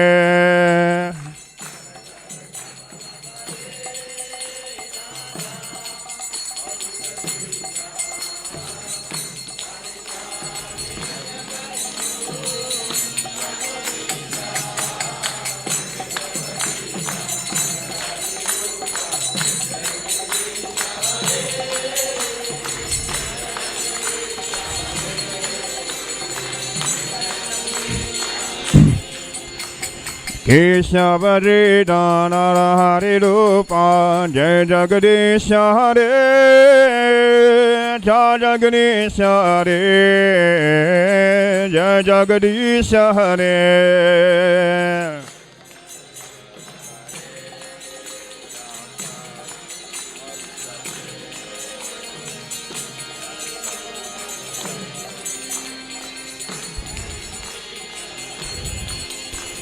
Keshavarina Hari Rupa Jai Jagadisha Hare Jai Jagadisha Hare Jai Jagadisha Hare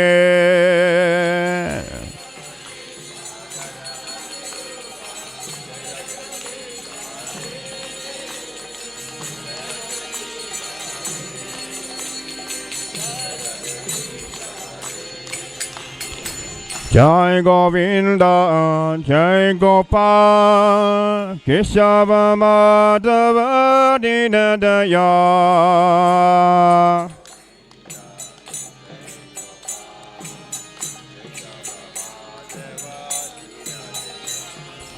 Jai Govinda, Jai Gopal, Keshava Madhava Dinadaya.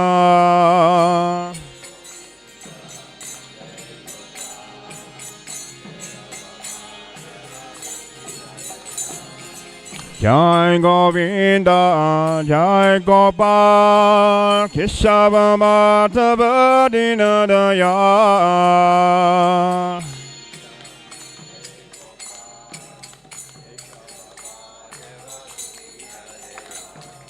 Dinadaya, Dinadaya, Dinadaya, Prabhu Dinadaya.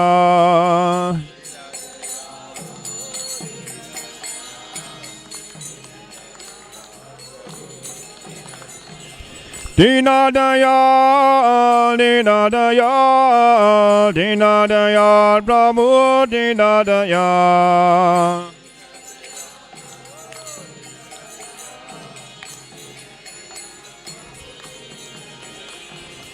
Shama Sundara Kanayala Kinibara Dadi Nadadula.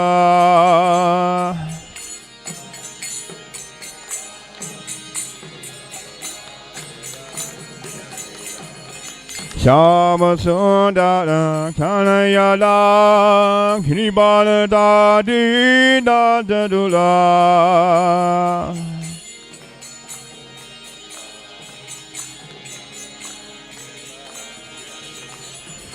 Nandadula, Nandadula, Nandadula, Prabhu Nandadula.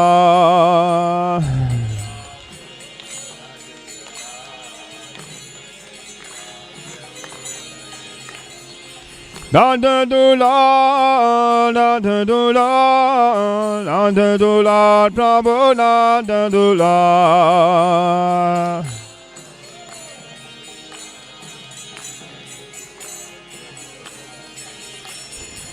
Achyuta Kesava, Sridhara Madhava, Govinda Gopala Hari.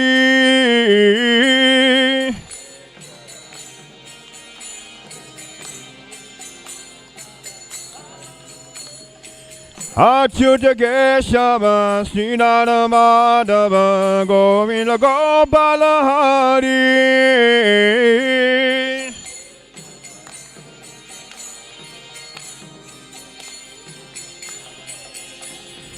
Hare Krishna, Krishna Krishna, Hare Hare, Hare Rama, Rama Rama, Hare Hare.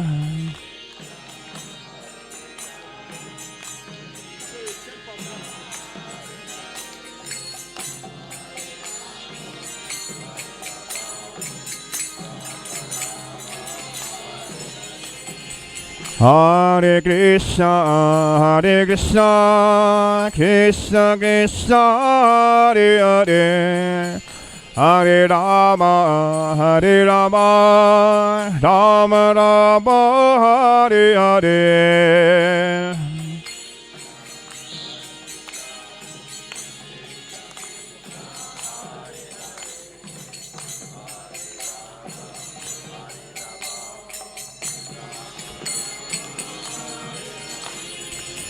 Hare Krishna, Krishna Krishna, Hare Hare, Hare Rama, Rama Rama, Hare Hare.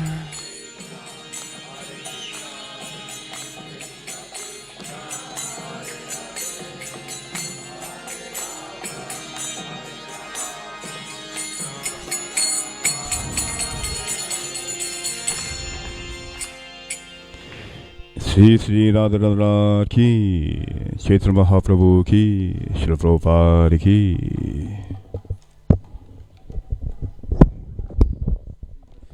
Jayam Vishnu Pad Paramahamsa Parivrajikacharya Astatara Sata Shishimad A.C. Bhaktivedanta Swami Srila Prabhupada ki, ISKCON's founder Acharya Srila Prabhupada ki. Jayam Vishnu Pad Paramahamsa Parivrajikacharya Astatara Sata Shishimad Bhaktisiddhanta Saraswati Thakur Prabhupada ki. Namacharya Shri Haridas Thakur ki. Ananta Gauri Vaishnava Vrindi ki. Prem se kaho Shri Krishna Chaitanya Prabhu Nityananda Shri Advaita Gadadhar Shiva Shri Gaura Bhakta Vrindi ki. Shri Shri Radha Krishna Gopa Gopinath Shamakund Radhakund Giri Govardhan ki. Shri Shri Radha Radhanath ki. Shri Chaitanya Mahaprabhu ki. Giriraj Govardhan ki. Jagannath Subhadra Balaram ki. Shri Shri Nitai Gaura Hari ki. Srila Prabhupada ki. Shri Mayapur Dham ki. Shri Mathura Vrindavan Dham ki. Shri Nilachal Jagannath Puri Dham ki. Gangamai Jamunamai ki. Bhakti Devi Tulasi Devi ki. Shri Harinam Sankirtan ki jai. Samaveta Bhakta Vrindi ki jai. Gaur Premanande. All glories to the assembled devotees. All glories to the assembled devotees. All glories to the assembled devotees. All glories to the lotus feet of Shri Shri Guru and Gauranga. All glories to Srila Prabhupada. Devotees, prasadam is being served in the white marquee. Thank you all for attending this program. Hare Krishna.